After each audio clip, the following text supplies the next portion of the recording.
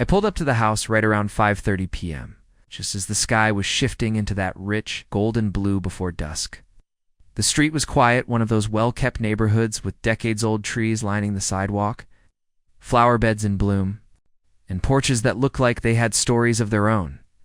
Her house sat neatly between two larger ones, smaller in structure but with more charm. White picket fence, wind chimes, and vines creeping up the side of her porch posts like something out of a magazine ad. Oh. It had the gentle kind of decay that said lived in rather than falling apart. My work order said I was there for a flickering porch light, a basic job, and honestly, I was looking forward to a quick fix, polite thank you, and a drive home with the windows down. I didn't expect what came next, not even close. It's because just 10 minutes into the job, with my arms full of tools and my head half buried in the fixture, she stepped out and asked me clear as day, "Have you ever been with an older woman before?" We jump back in. Tell us where you're tuning in from. And if this story touches you, make sure you're subscribed because tomorrow, I've saved something extra special for you. At first, I thought I misheard her. Maybe the wind carried something else from down the street, or maybe she was joking. But when I looked down from the porch light, there she stood, arms crossed, expression unreadable, but her gaze direct and steady. She was older than me by at least 10 years, maybe more early 50s if I had to guess. But she carried herself with the kind of calm grace I'd rarely seen in people my own age. Her silver-streaked hair was tied back with a scarf, loose strands framing a face that didn't try to hide years or fight them either. She was beautiful in a way that didn't announce itself, more like something you noticed slowly and then couldn't unsee. I'd met plenty of clients over the years, polite smiles and nods, the usual thank you and take care, but something about her struck differently. The way she asked that question, not as a flirt, not as a joke, but with a strange blend of curiosity and calm boldness, set the tone for everything that came after. The job itself was straightforward. Faulty connection in the wiring, probably from moisture creeping in over the years. Nothing dangerous, but definitely enough to cause the flickering she'd described. As I worked, I tried to focus, but her question echoed louder than my drill. It wasn't just the words, it was the timing, the delivery, and the context. Who asks something like that 10 minutes after you meet someone? And more than that, why did it stay with me? She didn't say anything more after that, just watched from her porch chair, sipping from a stemless glass, her eyes following me as I moved between my toolbox and the fixture. But even in the silence, I could feel something. Not tension, exactly something. Softer, something curious. I've worked around enough people to sense when someone's lonely. It's like a frequency in the air. And here there was loneliness. It's but layered with something else. Intrigue. Openness, maybe. It's even an invitation to be seen beyond just the guy fixing the light. When the sun dipped lower and the sky turned a deeper orange, I finished the rewiring and tested the switch. The bulb flickered once, then gave a steady glow that washed the porch in golden warmth. She stood and walked over slowly, eyes never leaving mine, and for a moment we both just stared at the light like it meant more than it should. Then she nodded, like something unspoken had been confirmed.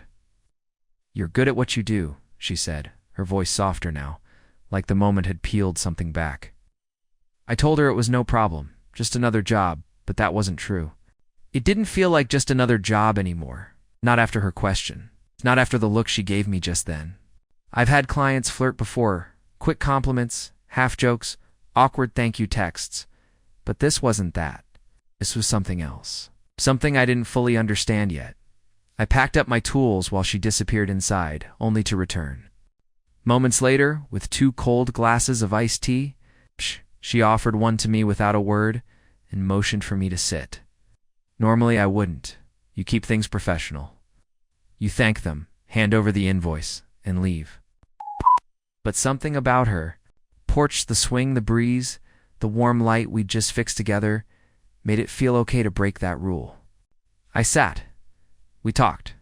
Not about her question, not yet, but about little things. Her garden. My work. Her dog who used to sleep on that porch every evening before passing a year ago. There was a rhythm to the way she spoke, like her thoughts had. lived in solitude for so long that when she finally shared them, they came out slow, considered meaningful. And all the while, that light glowed between us, a quiet witness to a conversation that neither of us knew was about to change us both in ways couldn't have predicted. The air around us settled into that quiet stillness that only comes after. Sunset. The kind where the cicadas begin their chorus, the breeze carries a chill hint of the evening ahead, and the world seems to shrink down to the porch and 2 chairs. I sipped the iced tea she gave me, the cold sweetness grounding me after what had been a surreal encounter so far. In the dim glow of the newly repaired porch light, her features were painted with soft shadows, and for a while we just sat, not speaking. That silence, though, wasn't awkward. It was full, like there was too much on both our minds to speak quickly. And we were both waiting to see who would push the next domino. She eventually broke the quiet knot by circling back to her earlier question, but by asking about my family. It was a gentle pivot, but I could tell it wasn't random. She wanted to know more. Not just about the kind of handyman I was, but the kind of person. I told her about my brother. He lived out west with 2 kids of his own, and about my mom, who still called every Sunday like clockwork. I skipped over the details of my last relationship. Not out of secrecy, but because I wasn't sure if it would add anything meaningful to the moment. She nodded as I spoke, occasionally asking follow-up questions in that same calm, deliberate tone. And when she spoke about herself, it was with the same openness. Her husband had left 4 years ago, she said. Just packed a bag one night and never returned. No big fight, she added. No screaming, just ... Silence that got too loud for him to live in anymore. I didn't know how to respond to that. So I didn't. I just listened. She told me about her work as a freelance copy editor books. Mostly, though, the occasional blog or web article paid the bills too. Wasn't glamorous, but it kept her afloat, and more importantly, it gave her something to focus on. Her daughter had moved to another state, and most of her friends were still wrapped up in their families. The loneliness crept in slowly, she admitted, almost like dust. You don't notice it until the light hits it just right. That line stuck with me. Loneliness is dust. It's unseen until it's everywhere. She wasn't saying it to make me feel bad, or to seek pity. It was simply her truth. A quiet one, tired one, but honest. As she leaned back into the swing, I realized that her question earlier, "Have you ever been with an older woman?" wasn't some flirty line pulled from a rom-com, or an attempt to shock me. It was part confession, part test. A way of signaling that she'd been invisible for too long and was wondering if maybe, just maybe, someone, like me, could still see her. Not as someone older, not as someone past anything, but as someone still capable of desire, still deserving of attention, affection, and yes, maybe even love. I didn't know what to say exactly, so I didn't push the conversation in that direction yet. But I stayed. I stayed longer than I usually would, not because I felt obligated, but because something about her presence made it hard to walk away. Porch light continued its quiet glow, and I began to wonder if it had ever worked this well before. There was something symbolic in it, this small piece of her life being restored, finally functioning, finally casting light again. And maybe, in a quiet, strange way, I was part of that restoration. Not in any grand, heroic sense, but simply by showing up, by listening, by not turning away when she dropped a question most would have fumbled. It occurred to me, too, that she wasn't just talking about age. She was asking if I had the capacity to look past expectations, past convention. If I could handle something real, something honest, something that didn't fit the mold. Preparing and narrating this story took us a lot of time. So if you are enjoying it, subscribe to our channel. It means a lot to us. Now back to the story. It was getting late, and the glass in my hand had grown warm, the ice long melted, she noticed, and stood, walking toward the door. "I should let you go," she said softly, not as dismissal, but as a recognition that we'd reached the edge of this first moment. A chapter was closing, but something else had been started, to something that might stretch beyond a simple repair job. I stood, unsure of whether I should thank her for the tea, or the conversation, or the question that frankly, was still echoing in my chest. But before I could say anything, she looked back at me from the doorway and said, "If you ever feel like talking again, the porch light's always on now." She smiled just a little, like she didn't want to make a big deal out of it. But it was the kind of smile that stays with you long after you've driven away. The next morning, as I stood in my garage organizing tools I hadn't put away the night before, my mind kept drifting back to her porch. Not just the way it looked under the soft light I'd fixed, or the sound of her voice as she asked that unexpected question, but the way it felt to sit beside her in silence that didn't need filling. That kind of silence was rare in my world. Most people I worked for talked too much, asked too many unnecessary questions, or treated me like I was invisible the moment my job was done. But not her. She'd watched me work like she was studying something she'd never seen up close before. Not just the mechanics of what I was doing, but my movements, my pace, my presence. And then when the job was done, she didn't rush me off. She invited me into a moment, not with words alone, but with warmth. It lingered. I told myself I'd likely never see her again, that porch lights don't need second visits. But I couldn't shake the feeling that the story hadn't finished. Unfolding.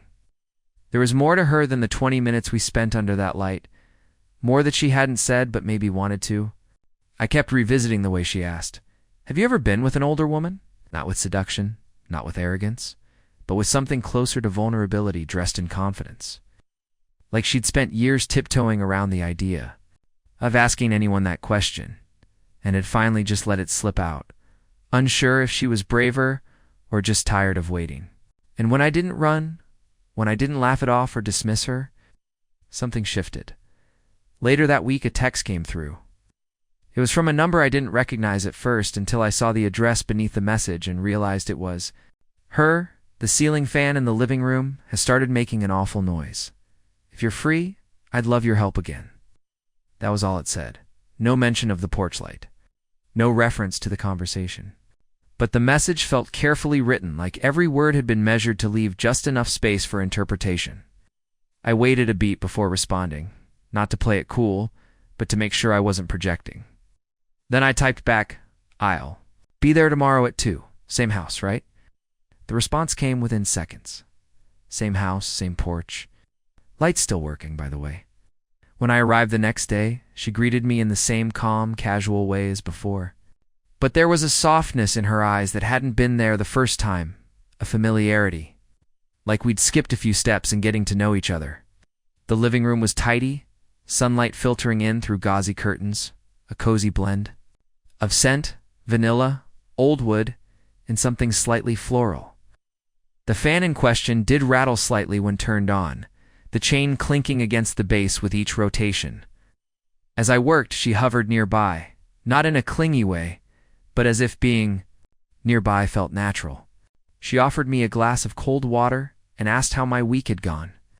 Her questions weren't just polite, they were specific, tuned in. As though she genuinely wanted to know how I'd been spending my time since our last conversation. I had to step down from the ladder to grab a part from my truck. When I returned, she was standing near the bookshelf, running her fingers lightly across a row of well-worn paperbacks. "I used to dream of being a writer," she said as I passed by. "Still do sometimes." It wasn't said to impress me or to launch into a conversation about her aspirations. It was dropped into the air like a stone into a still pond quiet, thoughtful, waiting to see if it would ripple. "Why didn't you?" I asked, not looking at her directly, trying to keep my voice steady. She shrugged. "Life. Distractions. People who didn't think I should spend time on things that wouldn't go anywhere." Her tone wasn't bitter, but it carried a note of old disappointment. "It's not a wound, exactly. But a scar." I nodded, returning to the fan, but something about what she said sat heavy in my chest. I realized then that she wasn't just looking for help around the house. She was feeling out the possibility of being seen again. Not for her chores or the roles she'd played: wife, mother, homeowner, but for who she used to be before all that. The girl who wanted to write, who read late into the night, who maybe once believed love wasn't just for the young, and maybe, just maybe, she was asking if it was too late to still be that person. Someone could look at her now at 51 and not see her as someone past her prime, but someone still becoming, still unfinished, still deeply worth knowing. When I was done with the fan, I flipped the switch. The blades turned smoothly now, no rattle, no clink. She smiled, watching the movement overhead, then looked back at me. "You're good at fixing things," she said again, but this time there was something else in her voice. An echo of the first compliment, a repetition that wasn't casual. Again, she didn't rush me out. She didn't press me to talk about what had happened the first night. She didn't need to. We both knew it hadn't been just another job. This wasn't just another house. And I was beginning to understand that what was happening between us wasn't just flirtation. It was recognition. And maybe that's what made it more dangerous. It's more real. The next time I saw her, it wasn't for a repair job. It was 2 days later, and I was driving home from another appointment, still in my work clothes, my hands sore from patching drywall, when I found myself taking a detour down her street. Not intentionally, at least that's what I told myself. But when I saw her out front, kneeling in the flower bed, gloves on, dirt on her knees, and a streak across her cheek, I slowed the truck without even thinking. She looked up, saw me, and smiled like she'd been expecting me all along. No surprise, just a kind of quiet recognition. Like we were already in the middle of something we hadn't put words to yet. I parked a little awkwardly, not sure if I should explain why I was there. But before I could fumble through an excuse, she waved me over and said, "You ever planted hydrangeas before?" I shook my head and knelt beside her, taking a spare trowel from her hand. And just like that, we were digging, side by side, in the soft earth, surrounded by silence that didn't need explaining. She talked about the way the garden helped her think, helped her feel like time slowed down a little. I told her I didn't know much about flowers, but that I liked working with my hands. We moved slowly, planting each one with care, the sun warming our backs, the earth cooled beneath our fingers. Every now and then, our arms would brush or our knees would bump, and neither of us apologized for it. There was no need for small talk anymore. We'd skipped past it in record time. Every sentence now had weight, and the space between words held just as much meaning. At one point, she asked me what I really wanted out of life, not in the way people do to make conversation, but like she actually wanted to know. I paused longer than I should have, unsure how honest to be. I said I wanted to build something that lasted, that I'd spent so much of my 20s chasing quick money, quick jobs, quick answers, and I was tired of starting over. She nodded, and I saw a flicker in her expression that told me she understood more than she let on. The conversation drifted back and forth, sometimes deep, sometimes simple. She asked what my favorite childhood memory was. I told her about the time my dad let me stay up late to build a treehouse under the stars. She smiled, said hers was a summer in Italy when she was 23, drinking wine with strangers on cobblestone steps in Florence. I noticed she lit up when she spoke of it, like the memory pulled color into her cheeks, music into her voice. It made me wonder how often she let herself remember those moments, how often she allowed herself to believe that kind of magic could still exist now. All these years later, when the last flower was planted, she stood slowly and brushed the dirt from her jeans.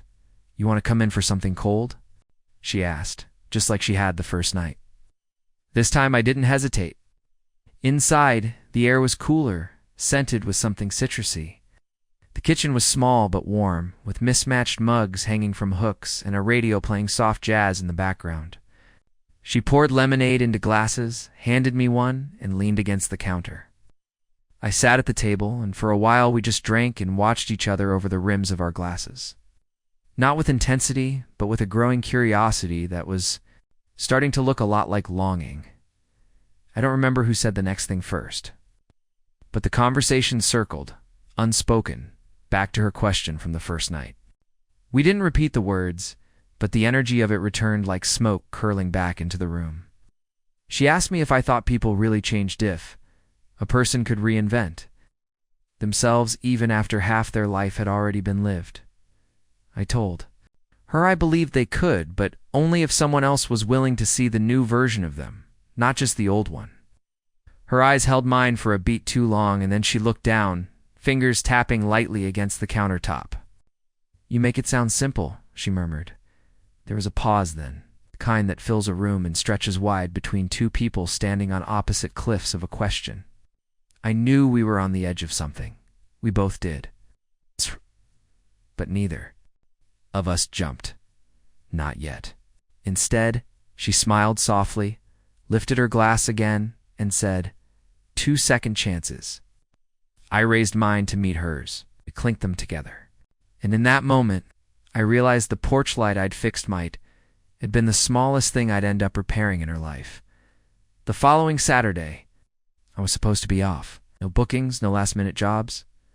Just a full day to catch up on errands and maybe finally get to that pile of laundry I'd been ignoring all week.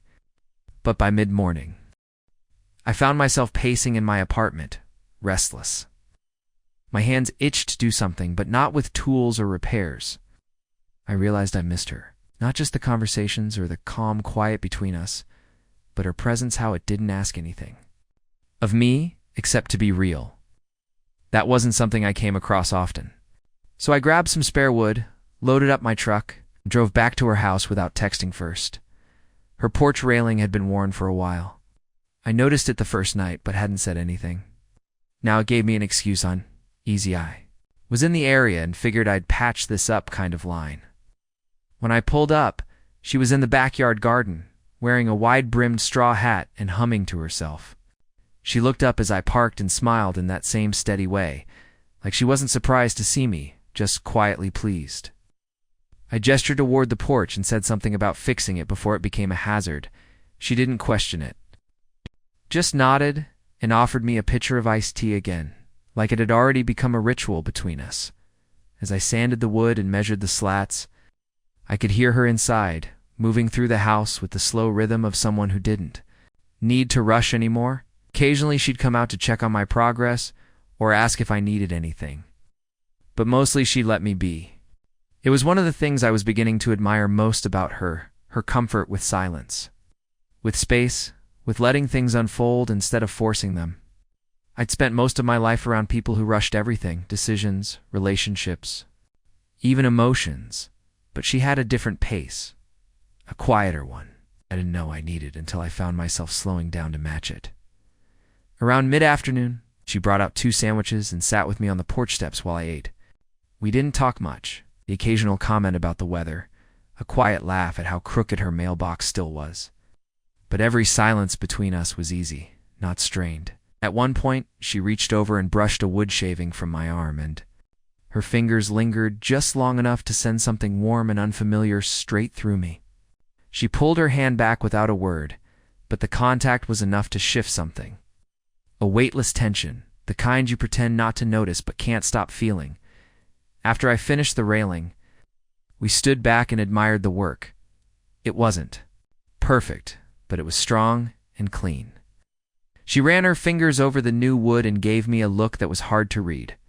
Not gratitude exactly, something more personal. Like she was seeing something in me she hadn't expected when she first opened her door to a stranger with a toolbox. Then she said something that stuck with me the rest of the day. You fix things, but you don't just patch them. You make them better than they were. It was a simple sentence, but it hit harder than I expected. I wanted to believe it was true. Before I left, I lingered on the porch again. I didn't want to go, and she didn't seem eager to close the door. So we stood there, shoulder to shoulder, the sun dipping low, the scent of pine and fresh wood mixing with the faint citrus. From her kitchen, I told her I didn't usually come back after a job was done. That wasn't my style. She smiled and said, I'm not exactly a usual kind of client, am I? And she was right. Nothing about this was usual. It was slow, steady, quietly electric, in a way that felt more dangerous than anything fast or loud ever could. That night, I lay in bed, staring at the ceiling, playing the day over again like a movie reel. Her hand brushing mine. The way her voice dropped when she said something honest. The way she looked at the new railing like it mattered more than it should. And most of all, the silence. That perfect, full silence. I'd never felt more drawn to someone without needing to say a word. And somewhere between the second and third time, I replayed that moment on the porch. I realized I didn't want this to just be about porch lights or repairs anymore. I wanted to know, hurriedly know, Her. The parts, she kept quiet. The versions of herself she thought no one noticed. I didn't have the words for it yet, but I was already falling into something. Slowly, steadily, just like her. The following week passed slowly. It's the kind of slow that makes you notice the sound of your own shoes when you walk, or the way the light in your apartment hits differently depending on the hour. I took on a couple small jobs, some drywall, in a townhouse on the edge of town, leaky sink for an older couple who paid in cash and cookies, but I found myself distracted through most of it. I'd measure twice, drill once, then realize I'd left the anchor screws in the truck. I double-checked everything, not because I doubted the work, but because my mind wasn't entirely in it. It kept drifting back to her porch, to her garden, to the silence that had wrapped itself around us so comfortably. One night, around 10, I got in my truck and drove, telling myself I just needed air. I ended up parked near her street again. Just far enough not to be obvious, but close enough to see that the porch light was still working, still glowing like a beacon. It made my chest tighten. There was something comforting in that light, like it confirmed I hadn't imagined what was happening between us, that maybe she'd felt it too. I didn't get out. I just sat for a while, engine off, hands on the steering wheel, as the porch glowed steady in the dark. The next day, she texted me. It wasn't long or detailed, just window won't close all the way, if you're free. What's short, but I read between the lines. I didn't reply immediately. I took a breath, stared at the screen, then typed, be there after lunch. I could have asked which window. Didn't. I think we both understood the window wasn't the only thing she wanted fixed. When I arrived, she opened the door already smiling. There was warmth in it, not flirty or staged, but the kind of smile someone gives you when they're genuinely glad to see you. She didn't lead me to the window right away. Instead, she handed me a mug of coffee and said, come sit for a minute first. And I did, without hesitation. We sat at the same kitchen table where we'd shared lemonade days before. This time, there was music playing softly, some old jazz vinyl, rich and slow, full of breathy horns and brushed drums. I let it sink in too. The background as she asked how I'd been, and I gave her pieces of my week, careful to keep my words honest, but light. Then she leaned forward, her elbows on the table, eyes steady on mine. Can I ask you something real? She said. I nodded. What are you looking for, I mean? In general, not just work. The question wasn't casual. It felt like a lit match, small, quiet, but capable of lighting something up if I wasn't. Careful, I sat with it for a long second before answering. I told her that I didn't know exactly. That for a long time I'd been chasing noise-busy jobs, late nights, people who burned bright and vanished fast. But lately, I said, I'd found myself drawn to quiet, to depth, to moments that weren't built on instant gratification, but on slow understanding. Maybe I'm just tired, I added. Or maybe I'm finally ready for something that doesn't break as soon as it's built. She didn't smile this time, just looked at me like she saw something in that answer, something she recognized. Then she said, most people don't admit that until much later, or they realize it too late. I didn't tell her that I almost had. That 3 years ago, I was one decision away from being stuck in a loop I couldn't get out of. I'd been in a relationship that looked perfect from the outside, pretty girl, clean apartment, filtered photos, but underneath, it was all surface. The kind of love that came with conditions, wanted me to be something shinier, smoother, less complicated. When I told her I was taking on too many jobs, she said I lacked ambition. When I said I didn't want to move to the city, she called me It took me too long to realize she didn't love me, just the version of me that fit her idea of success. I walked away eventually, but not without damage. Stopped talking about my own dreams for a while after that. Stopped believing they mattered. I told her the cleaner version of that story, enough to give her a sense of where I was coming from. But not so much it turned the moment into therapy. She listened without interrupting, then said softly, You don't strike me as someone who wants to be fixed. That's good. That's rare. I wasn't sure what to say to that, so I just let the silence answer for me. Eventually I got up and looked at the window in her guest room. The latch was misaligned, an easy fix. I could have done it in 15 minutes. Not to drag it out, but because there was something about being in that house, in her orbit, that made me want to move slowly, like I didn't want to miss anything. She stood in the doorway while I worked, occasionally sipping her coffee, occasionally saying nothing at all. I could feel her watching, not with scrutiny, but with interest, like the way someone watches. Waves roll in, not because they change, but because they calm something in you. When I finished, I turned to her and said, "Try it now." She walked over, pulled the window shut, and smiled when it latched perfectly. Then, without breaking eye contact, she said, "I knew you'd get it right." There was something in her voice then soft but full of weight. A layer of trust that hadn't been there before. Or maybe it had, and I was just now noticing it. As I packed up my tools, she walked me to the door. I expected the usual thank you, the wave goodbye. But instead, she paused, hand on the frame, and said, "You know, I don't usually let people back in, not like this. Not this many times. But with you, it's been different." I didn't know what to say, but I nodded, the lump in my throat telling me everything I needed to know. "Me too," I finally said. "It's been different." And it had. By the time I saw her again, it felt like the space between our visits wasn't just time, it was charged. Like the days apart had stretched something taut between us. I hadn't planned on reaching out, but that familiar itch returned again late one afternoon. I told myself I just wanted to drop off a new light bulb I thought she might need for the hallway fixture I saw flicker last time. But when I pulled into her driveway, I knew it wasn't about the bulb. It was about her and what we hadn't yet said. She opened the door in a robe, loosely tied at the waist, hair damp and curling slightly at the ends. She didn't apologize for how she looked. She just smiled softly and said, "You're early." I didn't correct her, didn't tell her I hadn't made plans at all. She stepped aside to let me in, and I followed like I belonged there. The house smelled like jasmine and something warm baking. I could hear soft music coming from somewhere down the hall. She told me she was trying a new recipe, some pear tart she hadn't made in years. "It's nothing fancy," she said, but I could tell by the way her eyes lit up that it mattered. Like she was making a little ceremony out of my arrival, even if she pretended not to. She brought me into the kitchen, poured me tea instead of iced water this time, told me to sit while she finished in the oven.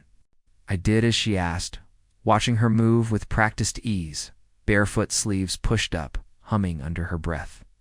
It was the kind of domestic moment that felt like a memory borrowed from someone else's life, peaceful, lived in, intimate in its simplicity. She asked if I'd had dinner. I hadn't. She plated something light, a salad, some bread, bit of grilled chicken, and insisted I eat while she finished the tart. We didn't talk about anything big, just the food.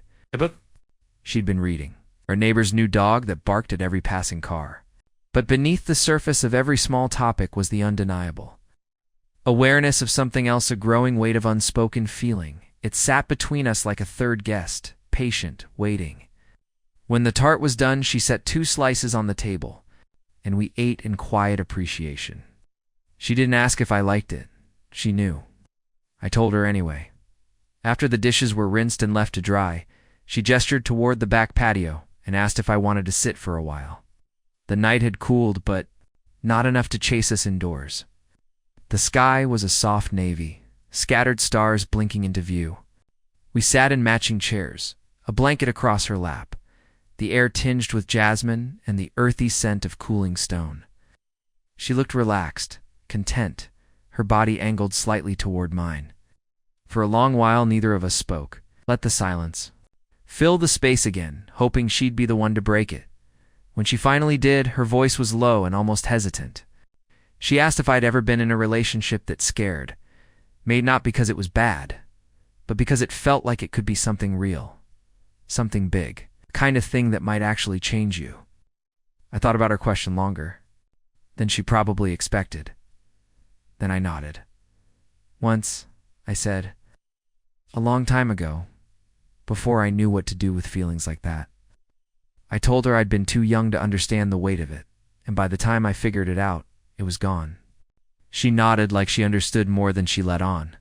She told me she'd had that once too, when she was 29, a man who taught her how to trust again after a rough divorce, who made her feel seen and heard in ways her first husband never did. She said they only lasted 2 years, but he'd left an imprint, Some people are like that, she said. They leave their fingerprints on you even after they've gone. I glanced at her then, the glow of the porch light catching her profile. She looked softer than usual, not vulnerable exactly, but open. Like the past few weeks had slowly peeled back a layer she usually kept hidden. And I realized I wasn't. Just falling for her, it was already too late for that. I was in it, deep, and I didn't know how to say it without risking whatever fragile thread we were building between us. So I did the only thing I knew to do. I sat closer. I shifted my chair until our knees nearly touched, until the space between us held nothing but quiet understanding. She didn't pull away. If anything, she leaned in just a little. Enough to close the gap. Enough to let me know I wasn't alone in this. I could feel her breath when she finally whispered, almost to herself, I keep waiting for this to feel wrong. It doesn't. Not even a little. I didn't respond. I didn't need to. The truth was thick in the air, settling over us like the night. And as we sat there, shoulder to shoulder, beneath a sky that had no idea how strange and beautiful this moment was, I understood that something had shifted, quietly, permanently. We weren't just passing time anymore, the next time. It was because of a storm. A summer downpour had swept through town unexpectedly, dragging branches from trees and leaving standing water in driveways. I'd been home finishing invoices when the power flickered in my place, and, for a moment, I thought about her porch light. The same one I'd fixed weeks ago? I told myself it was just concern for the work I'd done, that maybe water had seeped into the wiring. But even as I grabbed my raincoat and keys, I knew better. I was going because she'd become part of my internal weather. And when storms came, I checked on the things I cared about. When I pulled up, the rain had eased to a mist, the sky still grumbling like it hadn't quite decided whether to let go or hold back. Her house was quiet, no lights on the porch or in the windows. That stirred something in me. I knocked, waited, and when there was no answer, I circled to the back, careful not to startle her. She was there, sitting inside the sunroom, wrapped. In a blanket, her knees pulled up to her chest like a child seeking comfort. Her hair was damp at the edges, skin pale, eyes distant. She looked like someone who'd been carrying too much for too long, and the storm had shaken something loose. When I tapped lightly on the glass, she looked up, startled at first, then softened when she recognized me. She didn't move to open the door right away. She just stared at me like she was trying to figure out how I got there so fast, like she wasn't sure if she should be embarrassed or relieved. Eventually she stood and unlocked the door, stepping aside to let me in without a word. I stepped into the warmth of the sunroom, the air thick with the smell of rain-soaked wood and something faintly floral. She gestured for me to sit, and I did, slowly, like I was entering a sacred space. We sat in silence for a long while. The storm whispered against the windows, a low hum that filled the space between us. I didn't ask her what was wrong. I didn't want to pry, but something about her posture, tight, folded inward, told me that if I waited long enough, she might let me in. Eventually, she spoke, quietly, her voice barely above a breath. She said the storm reminded her of a night years ago, one she hadn't talked about in a long time. A night her first husband didn't come home. How she'd sat in that same sunroom, waiting, hoping the headlights she saw on the street would be his. How she told herself 1,000 stories that all ended with him walking through the door. But he never did. Not that night, not the next. Eventually, he returned, full of apologies and vague excuses, smelling like someone else's perfume. That was the beginning of the end, she said. Not because of the betrayal, but because of the silence that followed. He never told her the truth, he just expected her to move on. And for years, she tried to. She played the role. She hosted dinner parties, smiled in photos, nodded politely when friends asked if she was okay. But something inside her had hardened. Not out of bitterness, but out of exhaustion. It takes energy to pretend, she said. And eventually she ran out. I listened without interrupting, every word peeling back a layer of her I hadn't seen before. I felt like I was watching a glacier melt slow, steady, inevitable. When she finished, she looked at me with eyes that dared me to flinch. But I didn't.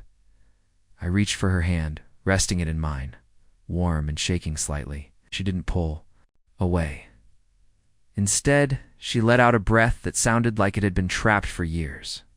In that moment, I realized I wasn't just sitting with a woman I liked. I was sitting with someone who had rebuilt herself from splinters, who had learned how to smile with broken ribs. And somehow she was still open, still willing to let someone. In that night, I didn't leave right away. We sat in the sunroom until the storm faded to silence.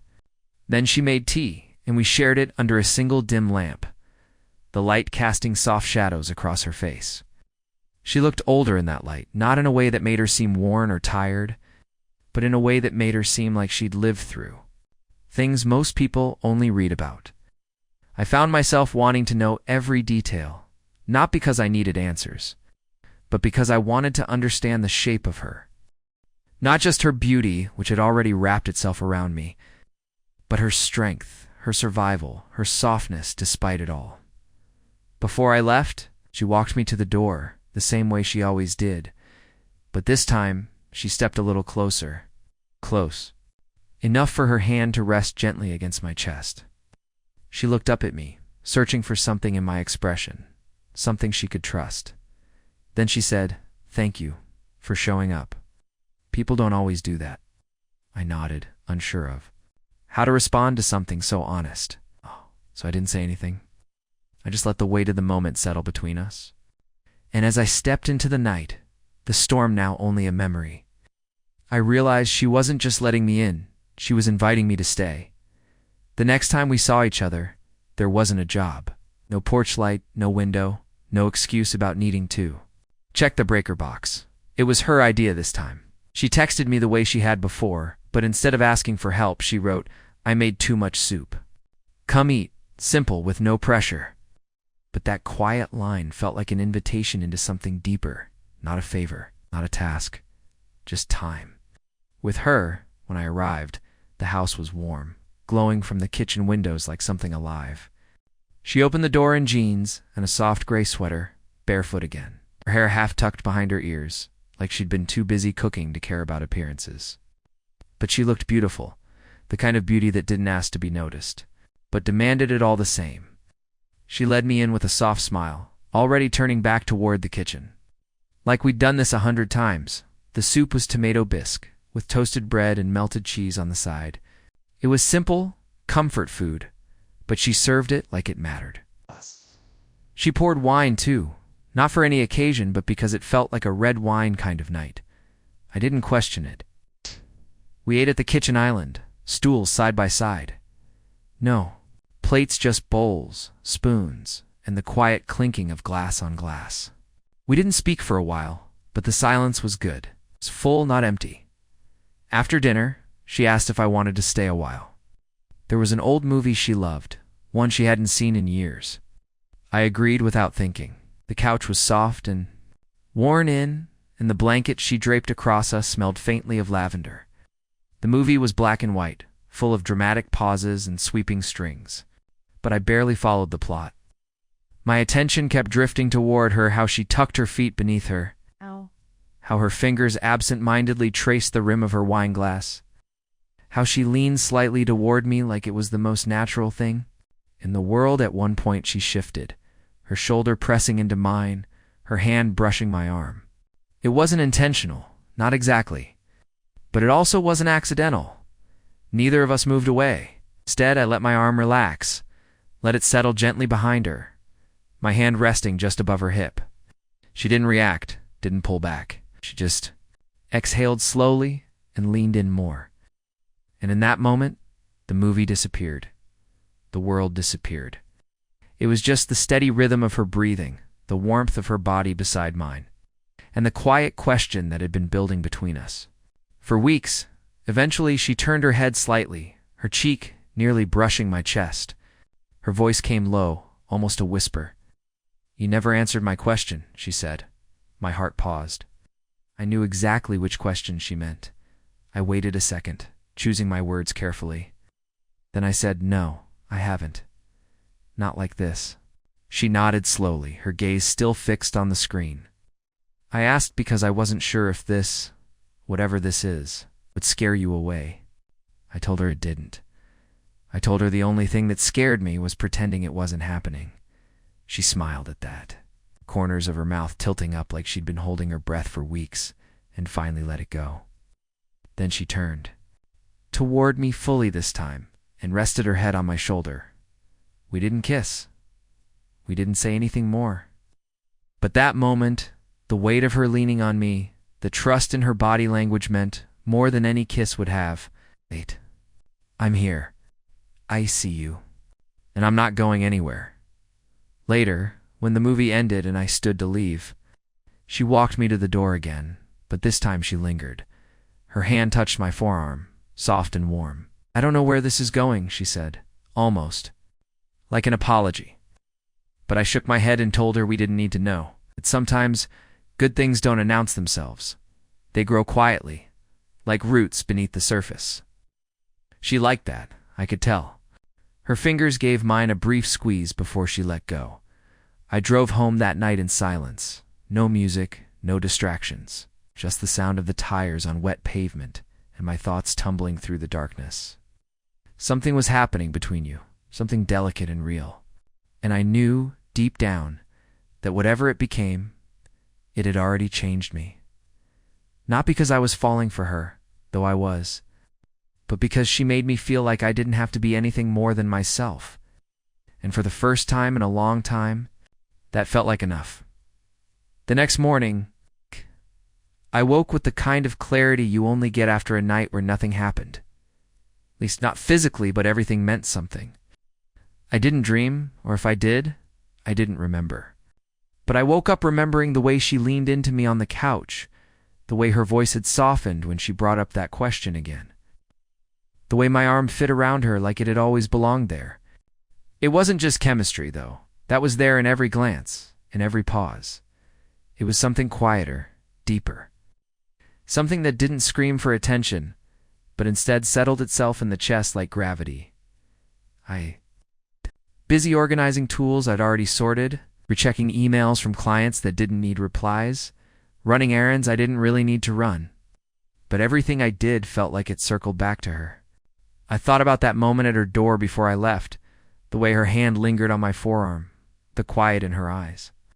She hadn't asked for anything. No promises, no answers, not even a hint at where this was heading.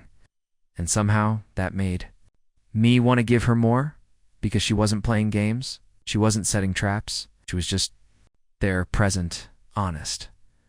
By evening, I found myself walking the aisles of a hardware store I didn't need to be in, just roaming, looking for something to fill the space in my chest that felt too big and too small at the same time.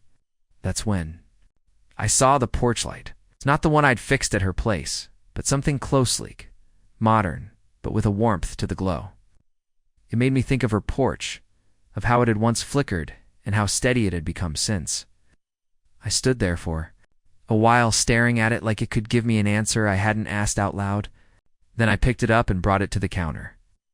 I wasn't even sure if she needed it, but it felt right.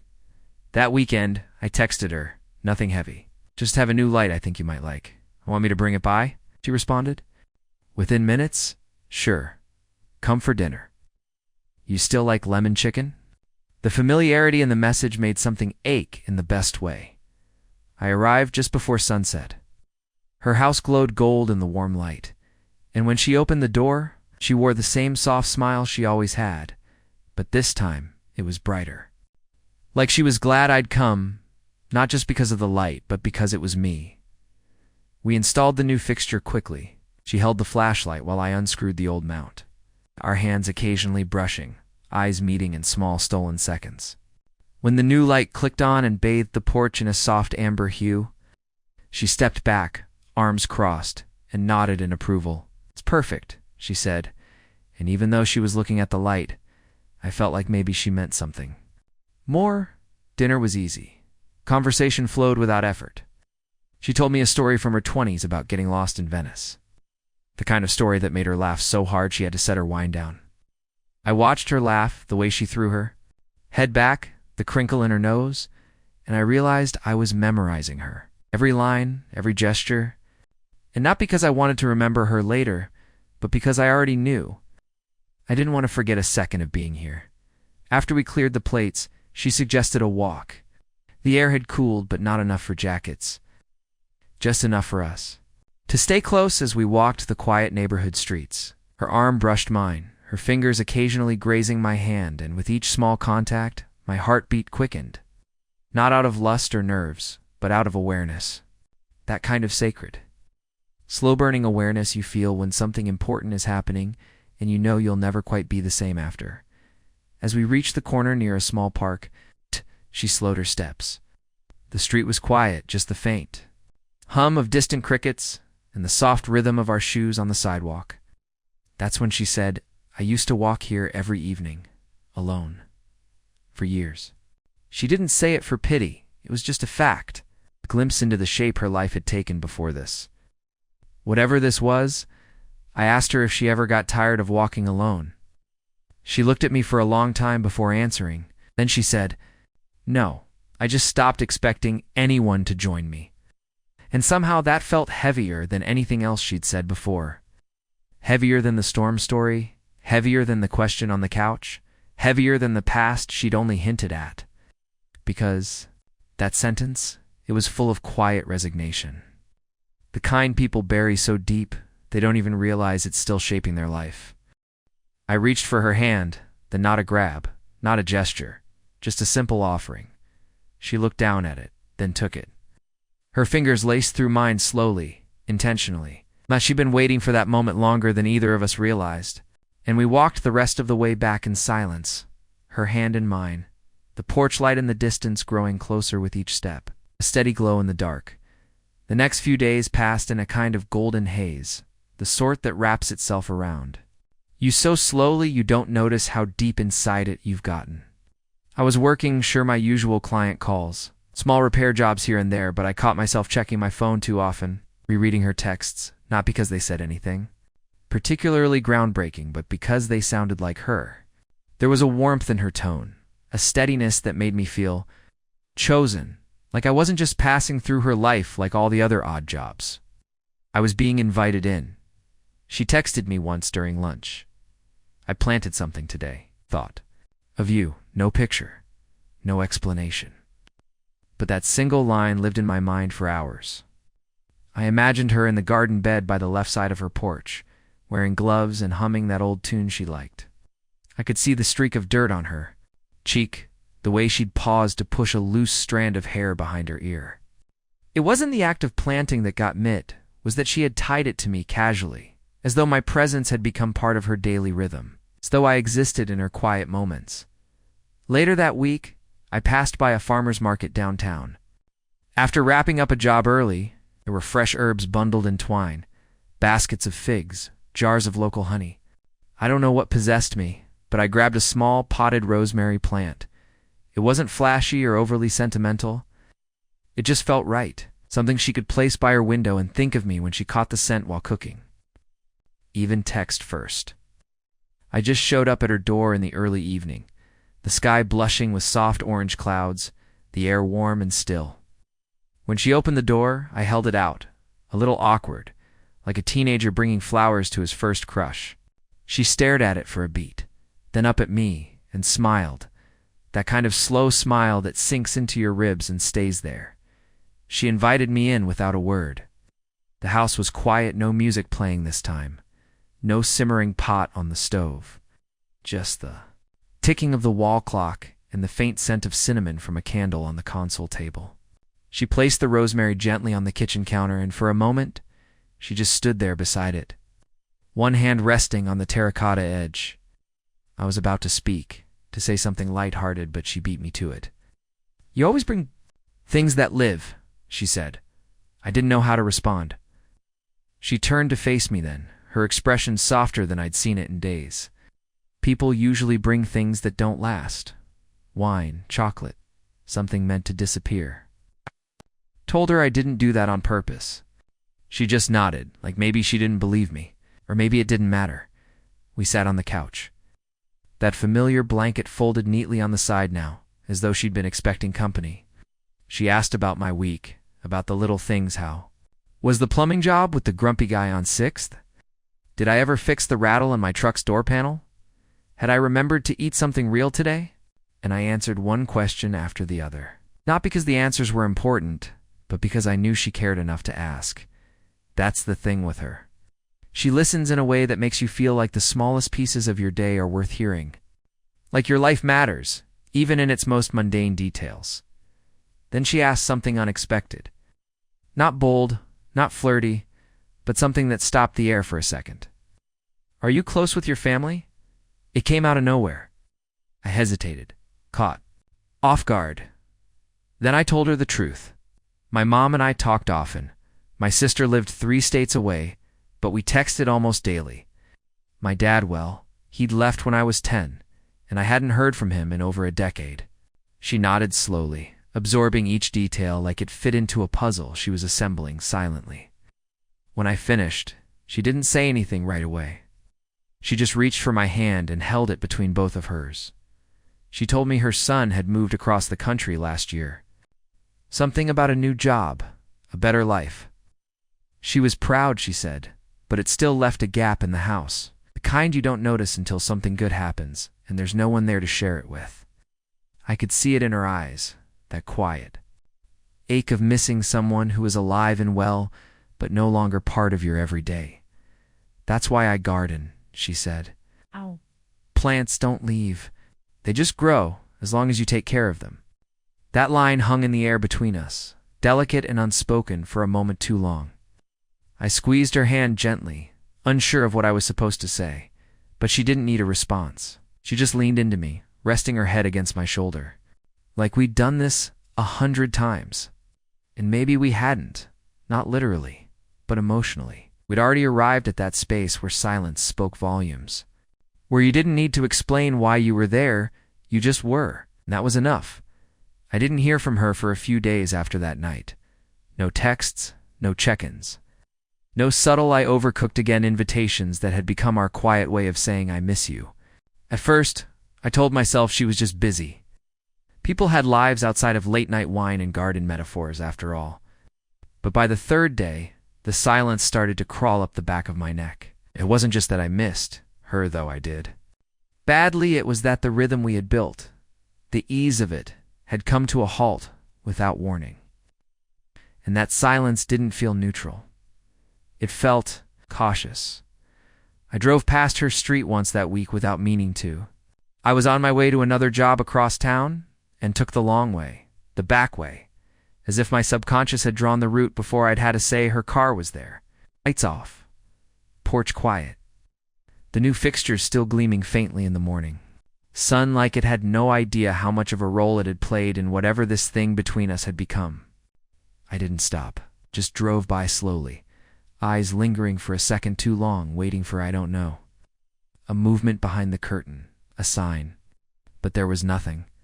When I finally got a text from her, it was different. It's not cold, not distant, but formal.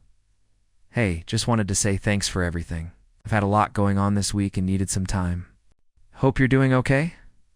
That was it. No emojis.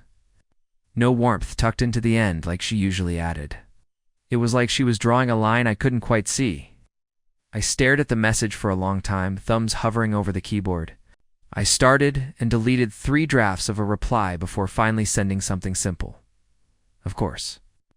"I'm here if you need anything." I didn't want to push. Didn't want to be one more person who demanded something from her when she was already trying to hold her own life together. But the distance stung. More than I'd expected it to. I kept replaying the last time we were together, the way she leaned her head against me, the way she talked about her son, the way she held my hand like it grounded her. It hadn't been a woman trying to keep me at arm's length. It had been someone opening a door. So why was it suddenly closed? I tried not to spiral, but the quiet gave my imagination too much room. Maybe she'd changed her mind. Maybe I had misread everything. Maybe I was just the latest version of company to fill the house for a while before she needed silence again. The truth is, I didn't know. And that not knowing hollowed out something in me. By the end of the week, I finally got a call, not a text. A call. I almost didn't answer, thinking maybe it was a pocket dial or a mistake. But when I picked up, her voice was small, unsteady. She asked if I could stop by, not for anything specific. Just, could I come? and I said yes before she finished the question. When I arrived, her front door was open just a crack, and when I stepped in, she was in the living room, sitting on the floor beside an open box of old photographs. The air smelled faintly of lavender and dust, and the room was dim, curtains drawn against the late afternoon sun. She looked up at me with eyes rimmed red, but not fresh with tears. She had already cried, and now she was somewhere on the other side of it. I sat beside her without asking, and for a while we just looked through the box. Old Polaroids. Pictures of a younger her with a little boy in her arms. Photos of places I didn't recognize.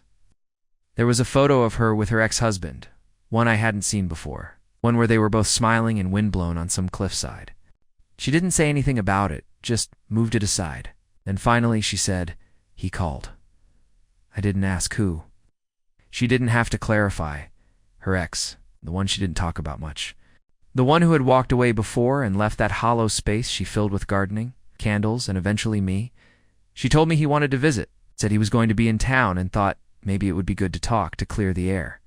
As he put it, I didn't say anything, just let the words land and settle. She wasn't looking at me now, just at her hands, folded in her lap. She said she didn't know if she wanted him to come, said it stirred things up.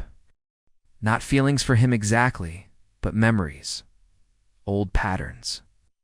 That old version of herself she had packed away when she started building the life she had now. And she didn't want to risk becoming that woman again, not when she had finally started feeling like herself. Like something new, I told her gently, that whatever she needed to do, talk to him. Slam the door in his face. I would support her, that my feelings didn't come with requirements or deadlines. She finally looked at me then, really looked, and something in her gaze cracked. Not because she was sad, but because relief had finally found its way in. She leaned her forehead against mine, and in that stillness, I realized that sometimes love isn't about declaring anything. It's about presence. It's about sitting beside someone in their confusion and saying, "You don't have to do this alone." The morning her ex was set to arrive, the sky wore the kind of gray that settles low and heavy, like it knows something no one wants to say aloud. I hadn't planned on seeing her that day. She didn't ask. I didn't offer. Of her sitting in that house alone while ghosts from her past walked back through the front door, stirred something sharp in my chest. I didn't want to interfere. I wasn't trying to claim a role I hadn't earned, but I couldn't ignore the worry gnawing at me either. By mid-morning, I found myself driving toward her neighborhood. Not to barge in or make some grand gesture, but just to be nearby, just in case. When I got there, her car was in the driveway, and the porch light, the one I had installed, was still on. Maybe she'd forgotten to turn it off. Or maybe she hadn't. Maybe she needed it that way, a soft beacon in the fog of her emotions. I parked down the street, out of sight, and waited. It felt intrusive, a little foolish maybe, but I stayed. Minutes passed. Then an hour. Then I saw a black sedan pull up, and a tall man step out, older than me by a stretch, but with the posture of someone who still carried himself like he had something to prove. He stood at her doorstep for a long moment before he finally knocked. She answered quickly, almost as if she'd been standing just inside the door waiting for the courage to open it. I watched her let him in. No hug, no smile, just a nod and a quiet gesture inside. The door closed behind them. I had no idea what was happening beyond that point, and for the next half hour my mind ran wild with possibilities. Was she rethinking everything? Did he come back wanting more? Did the comfort of old patterns outweigh the risk of something new? I hated that those thoughts existed, but they did. I sat with them. I breathed through them. And eventually I told myself that if she had anything to say to me after this, she would say it in her own time. About 45 minutes later, the man came out. His pace was slow, not angry, not triumphant. Just quiet. Like he'd run out of things to say, or maybe heard something that changed his mind. He didn't look back at the house, just got in his car and drove away. I watched her door, waiting, unsure if I should stay or leave. But then, 5 minutes later, the door opened again. She stepped out, arms folded across her chest like she was holding herself together. She didn't see me at first, not until I moved down the sidewalk and called her name softly. When she spotted me, something in her expression shifted not. Surprise exactly, but that softened recognition. Like I was the one face she needed to see in that moment. I didn't ask what happened. She didn't volunteer anything, just walked up to her, slow and quiet, and stood with her on the porch, beneath the light we had installed together. We both stared at it for a moment, its warm glow casting long shadows on the ground. Then, without saying a word, she reached for my hand and pulled me inside. The house was still, the air thick with the kind of tension that lingers after difficult conversations. She didn't cry, she didn't collapse. She just led me to the couch and sat beside me, our legs touching, her shoulder brushing mine. After a few minutes of silence, she finally spoke. He said sorry. Her voice was almost flat, tired but not broken. Said he regrets leaving. Said he thought he was doing what was best for both of us, but mostly himself. She let the words hang in the air before continuing. He asked if I'd ever consider giving things another try. My stomach tightened, but I kept my expression still. Then she said, I told him no, not with anger, not with bitterness, just with clarity. Told him I'm not the same woman I was back then. And I don't want to be. I turned to her, unsure of what she'd say next. But she went on. I don't know what this is between you and me, she said, her eyes finally meeting mine. But I know it makes me feel like I'm not pretending anymore. And I can't give that up, not even for someone who once knew everything about me. I didn't need to reply. There were no perfect words for moments like that. I just wrapped my arm around her and pulled her close, and she leaned into me. Like she'd been holding herself upright for hours, and finally allowed someone else to take some of the weight. We stayed that way for a long time. No distractions, no noise. Just the hum of something real passing between us. Something earned. And in that quiet, I realized I wasn't just falling for her I already had. Not because she needed saving or because I wanted to fix something broken, but because she had chosen strength in the face of familiarity. She had chosen herself. And maybe in choosing herself, she was also choosing me. The following week unfolded like a soft breeze after a storm. Not overly dramatic, but carrying. With it, the gentle reminder that something had passed and something new was settling in its place. I wasn't at her house every day, but I was there often enough that it no longer felt like I needed a reason. Sometimes I'd bring over something simple, bagels from the corner bakery, a small pack of batteries she might need, an old book. I thought she'd like it and she'd let me in with that quiet smile that said, stay as long as you need to. We weren't rushing into anything, not having big conversations about what we were or what we weren't, but the rhythm between us was no longer uncertain, just was. She started leaving her door slightly ajar when she knew I was coming. It was such a small thing, but it felt like an invitation into her space without fanfare. One afternoon, I let myself in and found her in the backyard, knee-deep in her garden, wearing old gloves and humming something I didn't recognize. She looked up and smiled with dirt on her cheek and a strand of hair stuck to her forehead. I remember thinking how beautiful she looked, not in the curated way that people sometimes chase, but in the quiet, honest way that made you feel lucky just to witness it. I knelt beside her and helped with the new planter box she was building. We didn't talk much. Her hands did the work, digging, packing, arranging, while the late afternoon sun stretched shadows across the yard. At one point she paused and looked at the rosemary plant I'd given her weeks ago. It had grown taller, fuller, leaves rich and green. You have a good eye for life, she said softly, not looking at me. Just the plant. I didn't answer. I didn't need to. The words landed and stayed.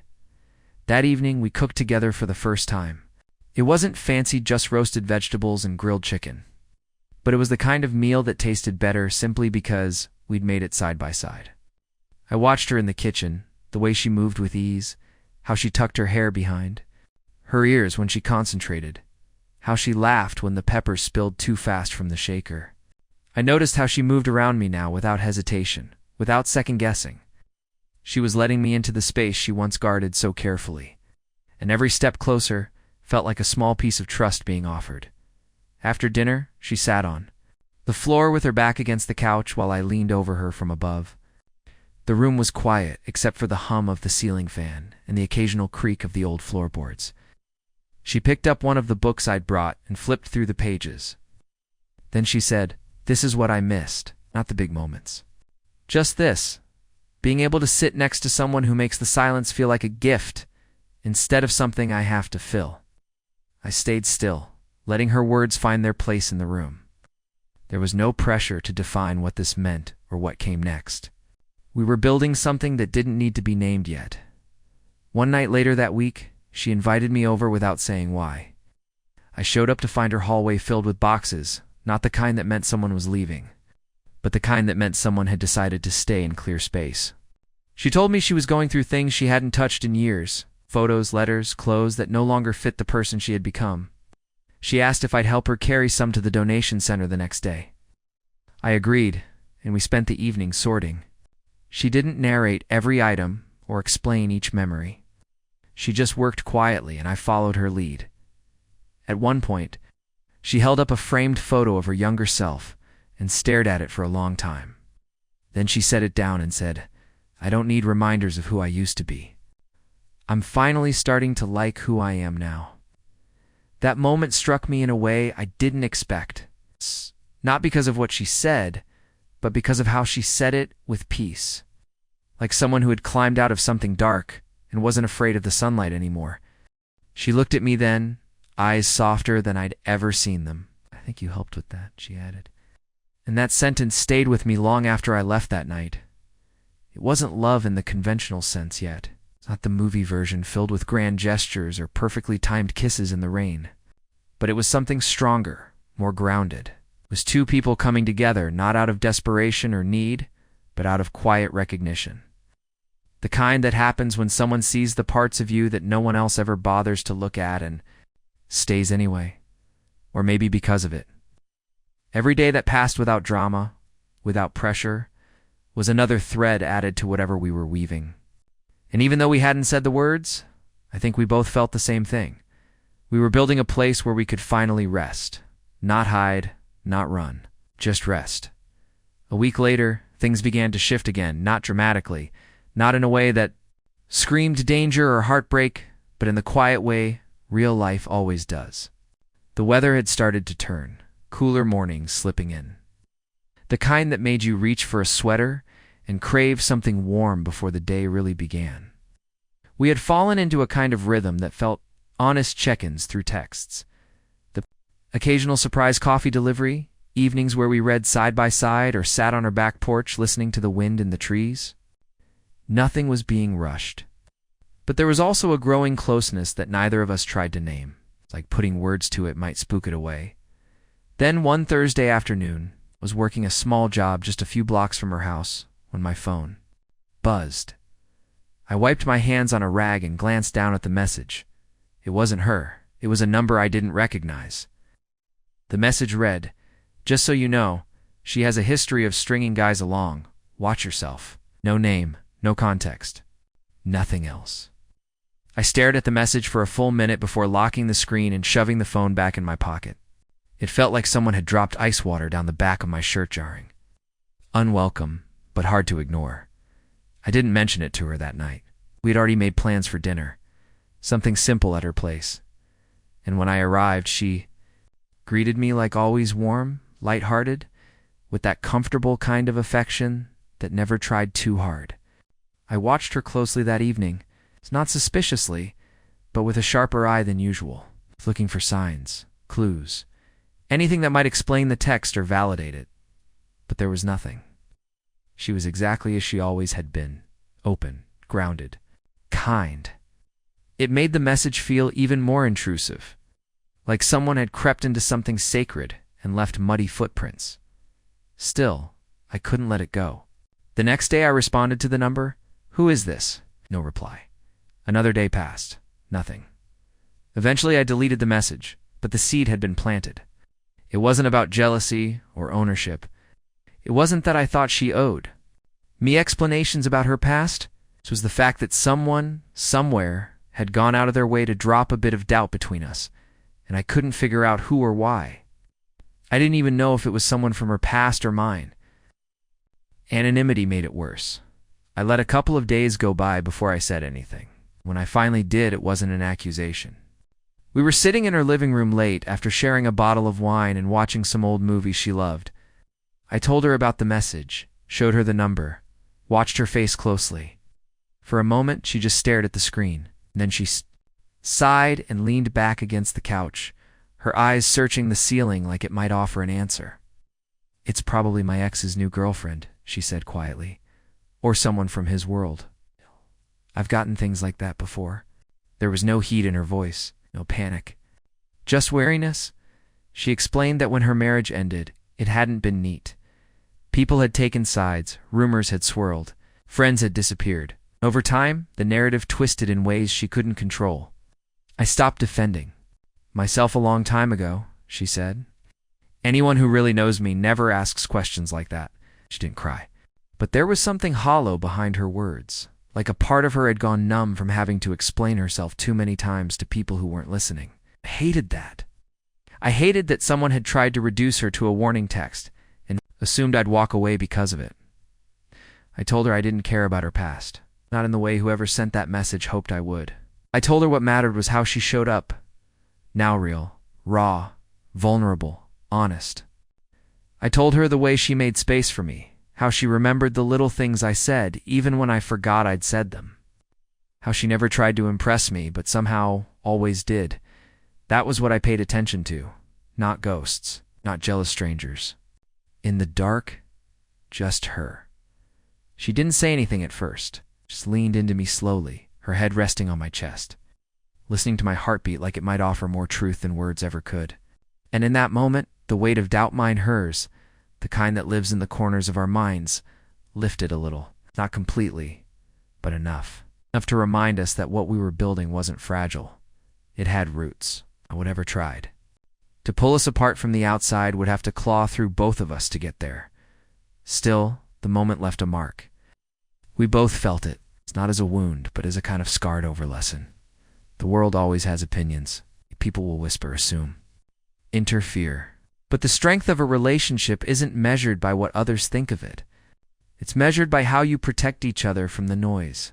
It's by how you return, again and again, to the quiet space you've carved together, and choose to stay. That night, after everything that had been said and everything that had lingered in, silence between us, I didn't go home.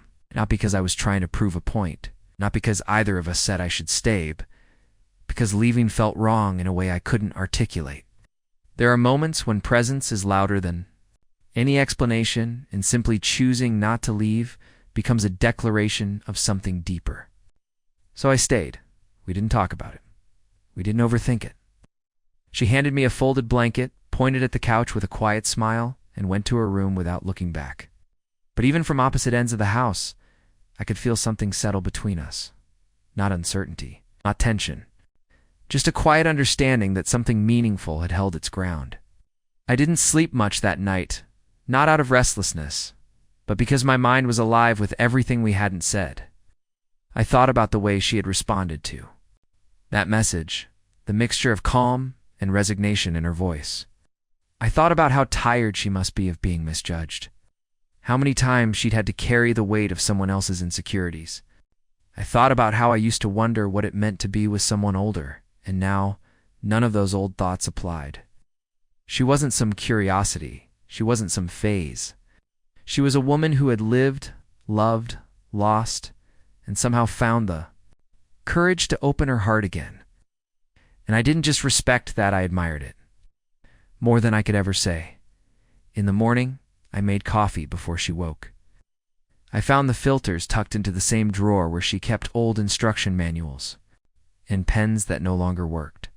I didn't snoop, but I noticed the way her home revealed itself in tiny, personal details, the post-it note reminders on the fridge, the hair ties on the bathroom sink, the half-finished crossword puzzle on the kitchen table. It made me feel like I wasn't just visiting someone's life. I was slowly becoming part of it. When she finally came out, wrapped in a cardigan, hair still messy from sleep, she paused at the threshold of the kitchen and looked at me like she was seeing me in a new light. She didn't say anything, just smiled. And that smile said more than words could have said. "I'm glad you're still here," it said. "You didn't let that message scare you away." Maybe most importantly, it said, "I'm starting to believe this could be real." We had coffee on the porch, sitting in the cool morning air, wrapped in quiet. It felt like a different kind of intimacy, not sexual, not dramatic, just two people existing next to each other without needing to fill the silence. That kind of connection is rare. It's what most people chase for years without even knowing what it looks like. And as the sun climbed higher and the day began to wake, I realized I wasn't afraid of where this was heading. I wanted more mornings like that. I wanted more of the unspoken peace that came from being near her. Not just when it was easy, but especially when it was hard. Over the next few days, our rhythm didn't change much on the surface, but I could feel the undercurrent shift. We were both a little more careful with each other, not because of fear, but because we both knew that what we had deserved care. She started letting me in a little more, sharing small stories from her past, showing me photos she used to keep hidden, letting her guard down in the simplest, most human ways. I didn't pry. I just listened. And the more I listened, the more I realized how much she'd carried on her own for years. She told me about her son's early years, how hard it had been to raise him while her marriage was crumbling quietly around her. She told me about how lonely it had been once he left for college, how she had tried to find purpose in her garden, her books, her yoga classes, but how none of it had really filled the silence. She didn't tell me these things with sadness. She told me like someone finally unloading a story she had told herself so many times. It no longer hurt. It just was. And I understood that listening without fixing was the most loving thing I could do. One evening, we sat by the fire pit in her backyard.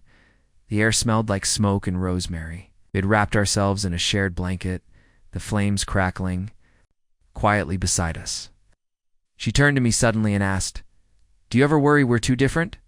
The question came out of nowhere, but it didn't surprise me. I knew it had been living in the back of her mind. I looked at her for a moment, the light from the fire dancing across her face, and said, "The only difference I care about is that you've lived a little more, and I think that makes you better at this than I am." She smiled, but it was a vulnerable kind of smile, like she wasn't sure she believed me yet. So I went on. "You don't play games. You don't pretend. You show up exactly as you are. That's rare. It's everything." And that was the truth. I didn't care about the age gap, or what her neighbors might say, or what strangers assumed. What mattered was how she made me feel. Grounded, seen, like I had finally found someone who didn't just want to be with me, but who knew how to be with someone. And if there was any difference between us, it was only that she had learned the value of peace the hard way. I was still learning. We stayed out there until the fire burned low, until the stars came out one by one, and the breeze carried a chill that made us press closer. And in that quiet night, I felt something shift between us again. Not a dramatic turning point. It's not some cinematic declaration. It's just a quiet, sturdy sort of knowing. It's the kind that settles deep in your bones and tells you, without saying it outright, this is safe, this is good, this is worth holding on to. It was a Saturday morning when her son came home. She had mentioned it a few times in passing, that he was planning to visit for the weekend. She never said it with anxiety, but I could sense it was significant. Not because she thought her son would disapprove, but because it would be the first time someone from her inner world would see me, not as a handyman or passing neighbor, but as something more. The shift from private to shared reality is always delicate, and even if no words had been exchanged between us about what this was, we both felt the weight of that shift on the horizon. She spent the morning cleaning, not obsessively, but with intention, straightening cushions, wiping surfaces that didn't need wiping, checking the oven twice even though it wasn't on. I offered to help, but she gently declined, saying it calmed her to move through the space on her own. I watched from the kitchen, drinking the coffee she had made, feeling like I was watching someone prepare both a home and a version of herself she hoped would be received without judgment. I understood.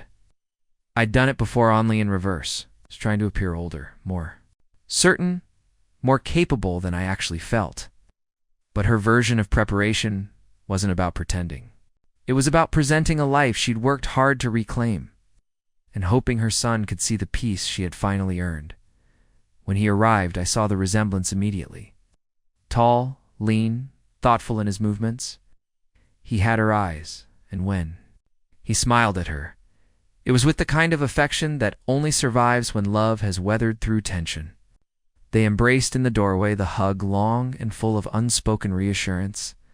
Then he looked past her and saw me, stepped forward, not with my hand outstretched like I was meeting a stranger, but casually, like someone who belonged not forcefully, but comfortably. I didn't want to make it a moment, but of course it was. She introduced me simply. "This Izzy's been helping around the house," she said first, almost out of habit, then added, "We've gotten close." Her son's eyes flickered with understanding, not surprise, not confusion, just a kind of quiet evaluation. I respected that. I would have done the same if the roles were reversed. He shook my hand, firm, polite, measured. He didn't question me directly, but I could feel the questions beneath the surface. I didn't blame him. In fact, I admired the way he handled it, watchful but respectful, protective but not territorial. You could tell he'd been raised by someone strong. The day passed slowly, full of soft conversation and cautious navigation. We all went out. For lunch at a local diner she loved, I took the seat beside her, not to mark territory, but because that's where I always sat. She didn't flinch, and that, too, felt like progress.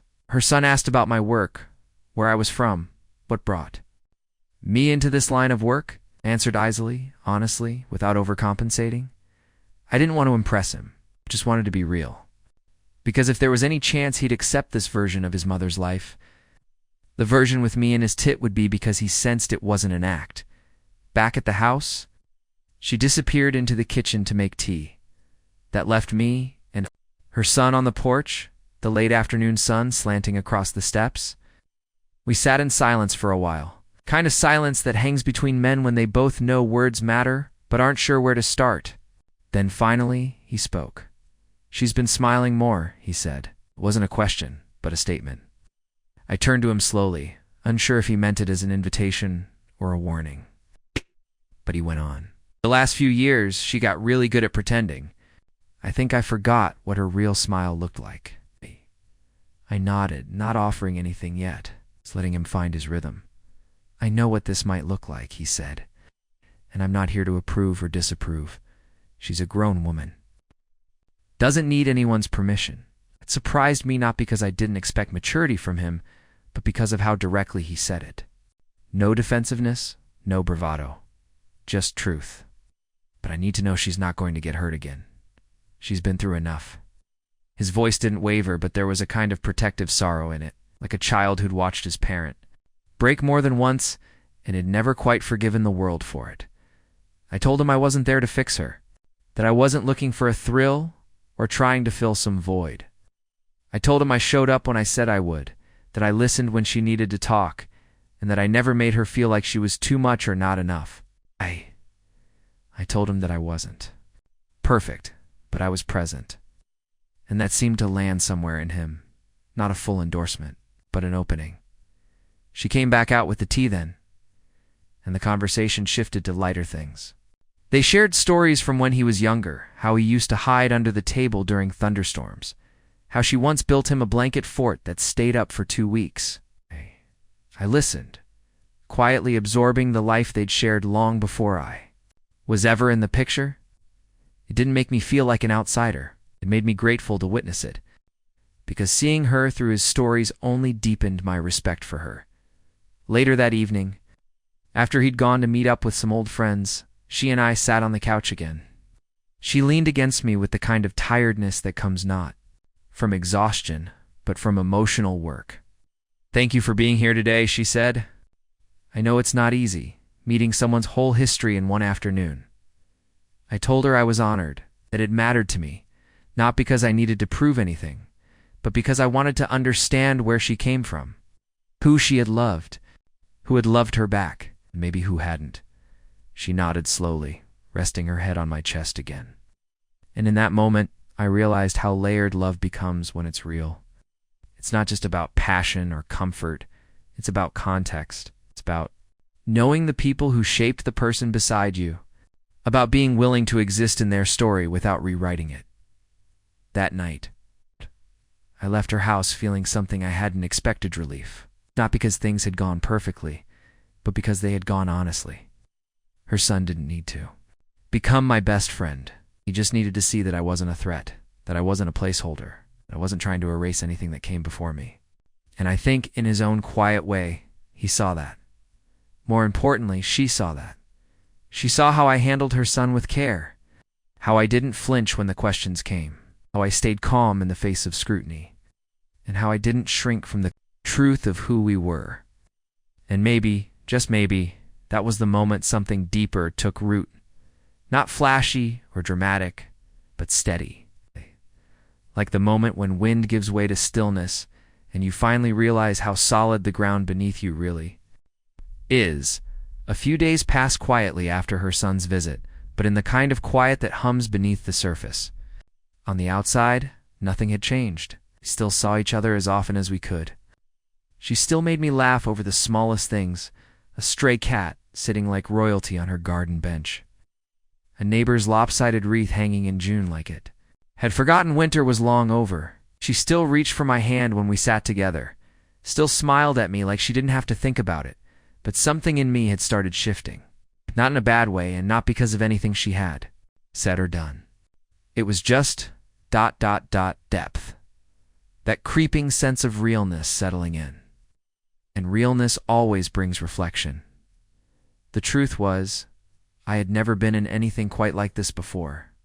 I'd had flings. I'd had relationships that fizzled before the fourth month.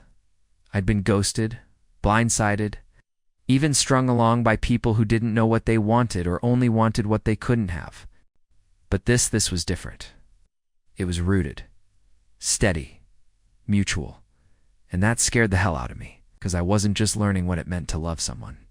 I was learning what it meant to be loved back, fully, openly, without manipulation or withdrawal. And that kind of love holds up a mirror. It asks, "Are you ready for this? Can you carry this?" I started waking up earlier than usual, unable to shake the feeling that something was about to change, not because of anything specific, but because I felt like I was on the edge of something permanent. We were no longer just getting to know each other. We were building a shared language, an unspoken rhythm of existing side by side. Her habits had started influencing mine. I found myself buying her favorite tea even when she wasn't around. I started checking the forecast, not just for myself, but to see if she'd need an umbrella.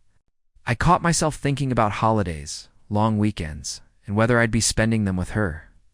It wasn't planning. It was adjusting. My mind was making room for her without even asking permission, and that's when the fear showed up. Not fear of her, or of anything she might do. It was fear of myself, of screwing it up, of being too young to understand what lasting love required, of letting insecurity drive a wedge into something I hadn't realized I was desperate to protect. I had never thought about timelines or ticking clocks before, but with her I did. Not in a way that made me resentful, but in a way that made me careful, thoughtful, aware that I couldn't waste time here, that I had to show up every single time with intention. She didn't need someone to fix her. She'd done that already. What she needed was someone who didn't flinch when things got real, someone who knew how to stand still in moments that mattered. That week, we had a quiet dinner on a Tuesday. She'd made roasted vegetables and lentil soup, the kind of meal that looked simple, but tasted like it took thought. We sat across from each other at the small wooden table she'd refinished herself. I could see the years of wear on its edges, tiny nicks, faded varnish, places where elbows had leaned during late-night talks or long cries. It was a table that had seen things. Now we were writing our chapter into its surface. She talked about work. About her friend Marta, who had recently taken up oil painting, about a new book she was reading and how the protagonist reminded her of someone from college. I listened, laughed, asked questions, but part of me was elsewhere, caught between appreciation and apprehension.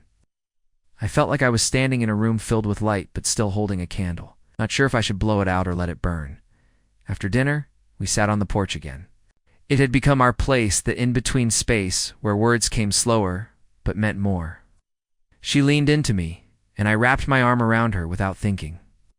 And then, out of nowhere, she said something I hadn't expected. "You've been quiet lately." It wasn't accusatory. It wasn't even worried, just observant, 'cause she always noticed. She always saw me, even when I didn't know I was being seen.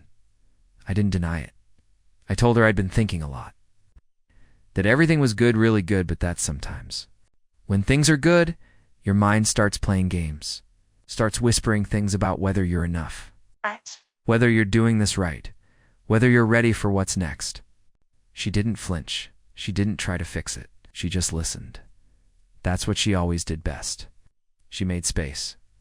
She took a long breath and said, "It's okay to be scared. I'm scared too." So that surprised me. Not because I thought she was invincible, but because I hadn't realized how much she had been carrying quietly. "You're younger," she said. "People probably think I have the upper hand, and I'm leading this. But I don't. I'm just showing up the best way I know how, hoping it's enough. And sometimes I wake up thinking, maybe you'll realize I'm not exciting enough, or that you'll miss out on something I can't give." I turned to her then, fully, and I told her what I hadn't yet said out loud. That I didn't care about any of that. That I wasn't here because she was safe or predictable. I was here because she was real, because she let me be real too. That I didn't need fireworks or drama or social approval. I needed this. Her. Us. The quiet way she said my name when I came through the door. The steadiness of her presence. The way she asked questions that made me think about things I'd never said out loud. She reached for my hand and held it tightly, and we didn't speak for a while. Just listen to the night sounds, the rustle of trees, the hum of distant traffic, the occasional creak of the porch settling into itself.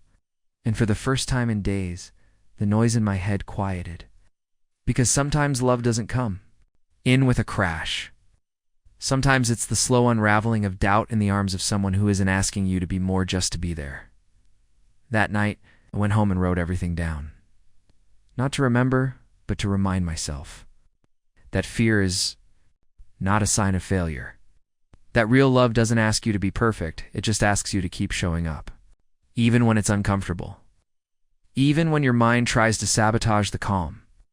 I realized then that love isn't about age, or what other people think, or what the future might hold. It's about moments like that when two people sit in there, shared fears, and decide not to run. The days that followed felt heavier. Not because anything terrible had happened, but because the emotional truth had finally been let out into the open, and that always shifts the air between two people. It was like walking through a familiar room that had suddenly been rearranged. You could still move around, but you kept bumping into things you didn't expect. We were still us, still laughing at little things and sharing meals, still finding comfort in the closeness we had built. But something quieter now rested beneath the surface. Not resentment, not fear, just a vulnerability that neither of us could quite hide anymore. I tried to shake it off by diving into projects. I returned to her place with a toolbox and replaced a creaky bathroom cabinet door she had long given up on. I patched the chipped wall near the kitchen window, rebalanced the porch steps, and finally installed the new light fixture she had picked out weeks ago. I told myself I was being helpful, that I was investing in the life we were building. But somewhere deep down, I knew I was also distracting myself.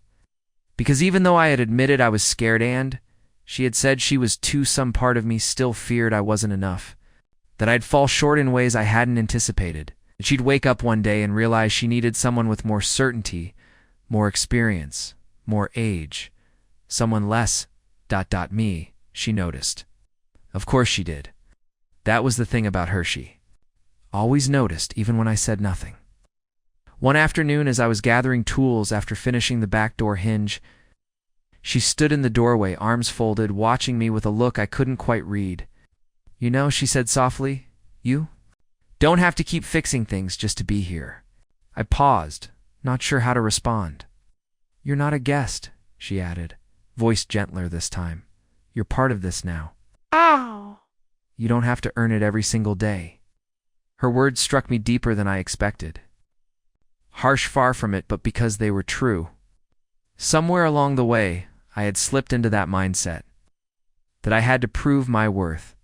That I had to keep showing up with tools and tasks and reasons to stay, as if simply being loved wasn't reason enough. I looked down at the wrench in my hand, realizing how heavy it suddenly felt. In that moment I understood. She didn't. Want a handyman? She wanted me. The flawed, unsure, sometimes too in his head version of me. And I had been so focused on doing that, I had forgotten how to just be with her. That evening, I didn't rush to finish another project. I didn't pick up another tool or ask what else needed to be done.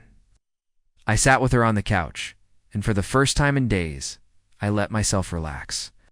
We watched a movie neither of us paid much attention to, her feet resting in my lap, a blanket thrown haphazardly over us. It was quiet, easy, no performance, just presence. And slowly I felt that invisible weight begin to lift, but healing isn't linear. Even with all the reassurance in the world, doubt has a way of sneaking back in. A few nights later, I woke up at home in a cold sweat, haunted by a dream where I showed up to her house and someone else had answered the door. A man older, sharper, more her type according to the version of her I had created in my anxious mind. In the dream, she looked at me with soft regret and said, "You were always a lovely chapter, but I need a full story."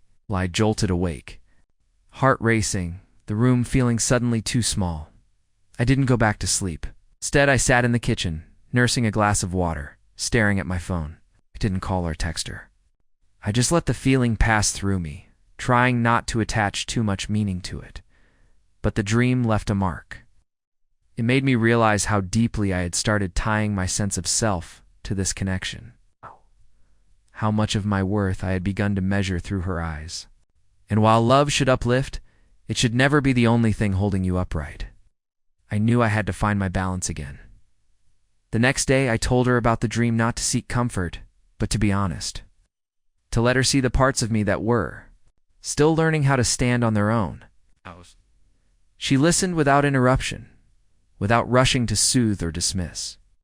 And then, when I finished, she said something that settled everything inside me.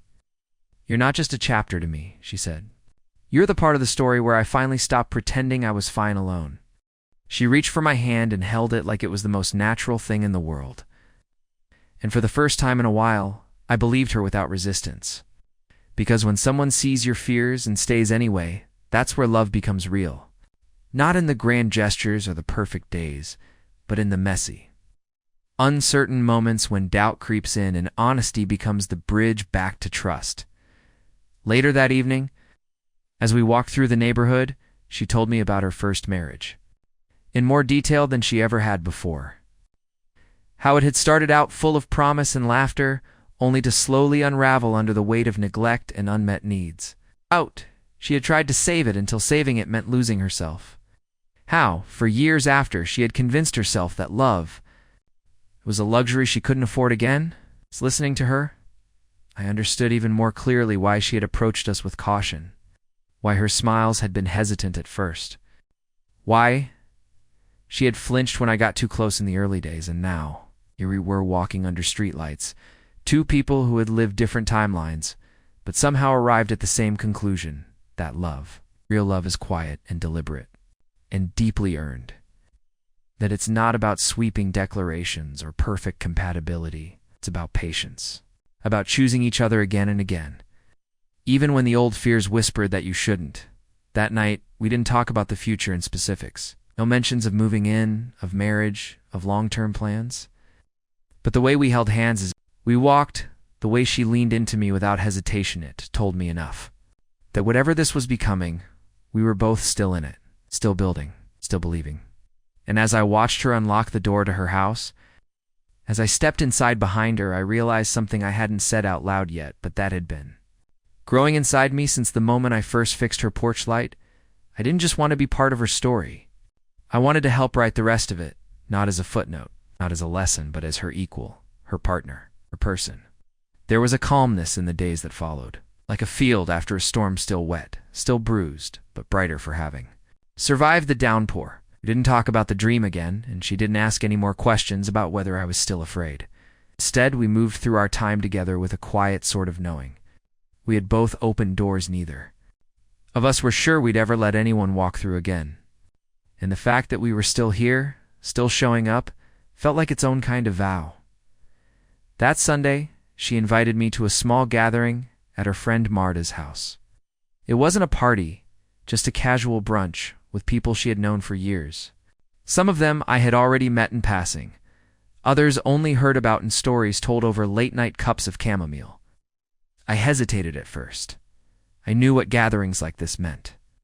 You weren't just someone she was seeing casually if you got invited into the group. You were someone being woven into the fabric of her life. You were someone she wasn't hiding.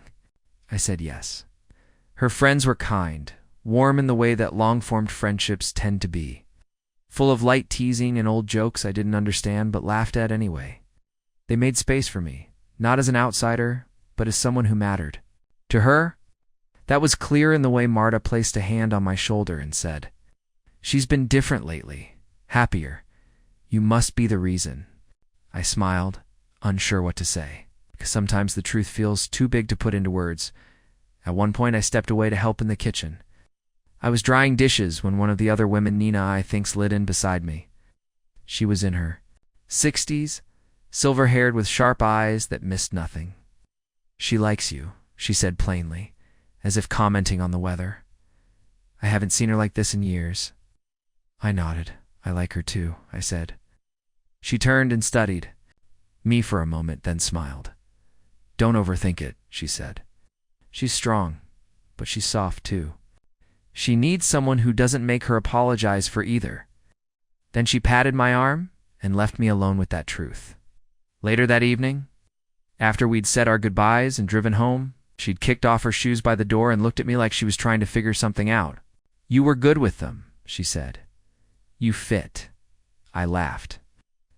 "I was nervous," I admitted. "I thought they'd be sizing me up," she shrugged. "Of course they were, but not in a bad way. They love me. They want me happy. And you made it easy." I thought back to how easily I had laughed that day, how naturally her hand had found mine under the table, how no one had stared or whispered or asked loaded questions. And I realized something else then. I wasn't just falling in love with her. I was falling into her world, and it fit better than I ever thought it could.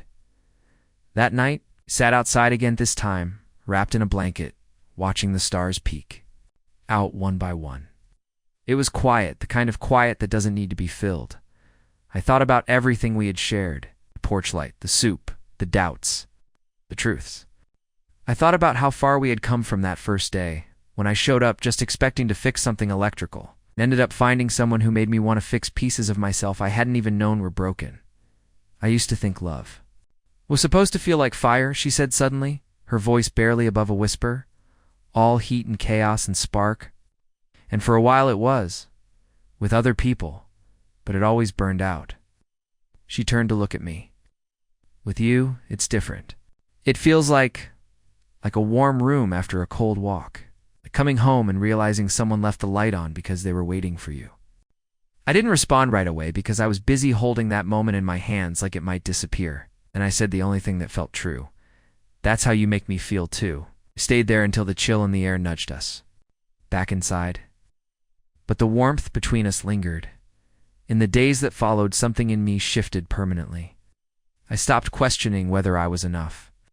I stopped trying to measure the gaps in our ages or wonder how others saw us. Instead, I started asking new questions. What does she need today? How can I show up for her tomorrow? What can we build next?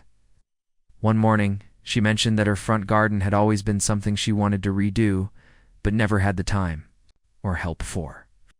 It was just a passing comment while pouring coffee, but I held on to it. That week, I surprised her with a few potted plants, some tools, and a sketch for a new layout. "We'll do it together," I said, one weekend at a time.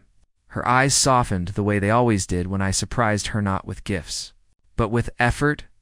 We spent the next few weekends in the dirt, knees muddy, hands scratched, building something side by side. Sometimes we talked.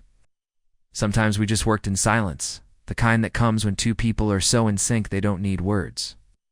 By the time we finished, the garden had transformed, not just in color and shape, but in meaning. It had become proof of growth, of shared vision, of how even two different pasts can plant something beautiful in the same soil.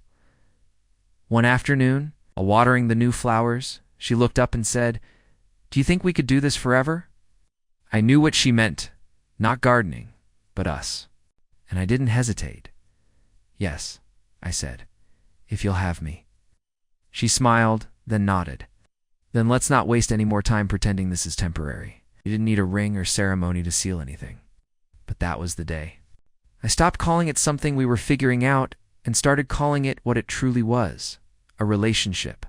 A real one. It's full of messy mornings, shared routines, quiet joys, and deep understanding. It wasn't always easy, but it was honest. It was ours. There's a kind of love that creeps in so quietly you don't notice it changing you until you wake up one morning and everything about your life feels slightly different. Softer, more deliberate, more alive. That's what being with her became. Not some thunderous event or cinematic romance full of climactic drama, but something steady. Something that hummed beneath the surface, like a current you learned to trust. After we finished her garden, we kept working on the house together. Not because it needed fixing, but because it felt like the more we built, the more we became. She had a way of turning every small moment into something that mattered. Breakfast wasn't just breakfast, it was the ritual of slicing fruit, the steam of tea rising in morning light, the way her hand rested near mine as we read the paper in silence. Running errands wasn't just ticking boxes, it was choosing a new spice to try. Arguing playfully over which type of bread to get, stopping at a secondhand bookstore just because. We carved meaning into the mundane. I found myself craving that rhythm more than anything else. There were changes in me I hadn't even realized were happening.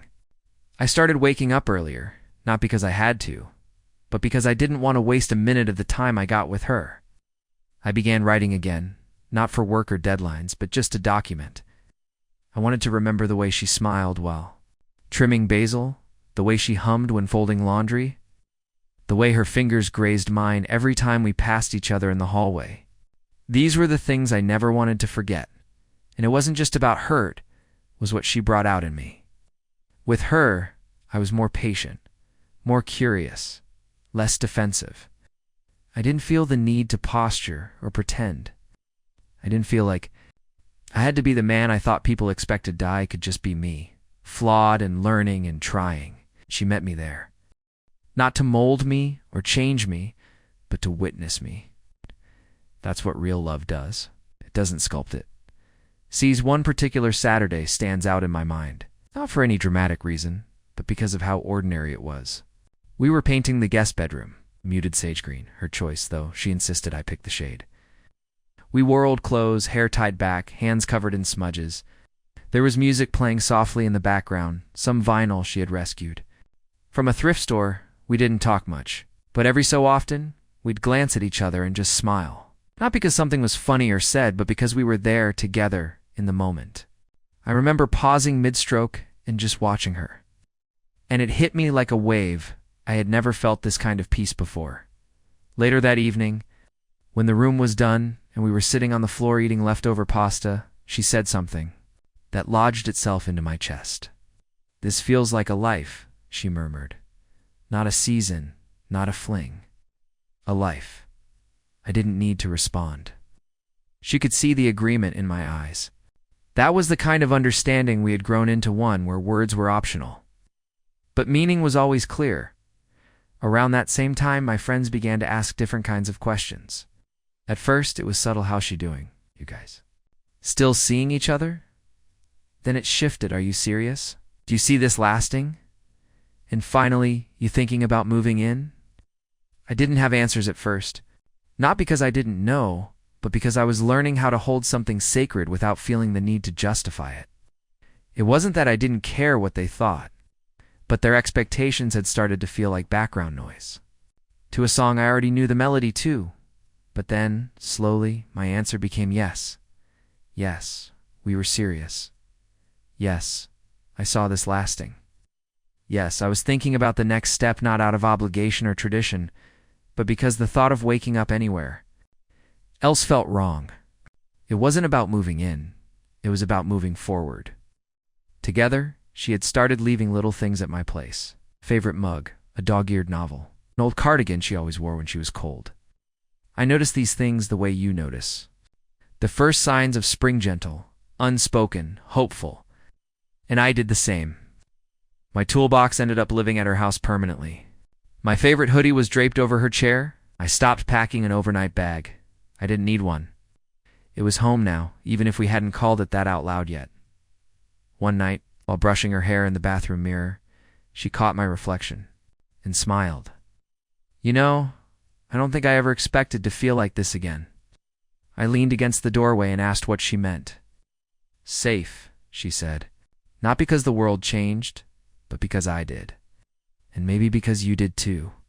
It was such a simple truth, but one that carried all the weight in the world. We had both changed not for each other, but beside each other. We had peeled back layers neither of us had expected to confront.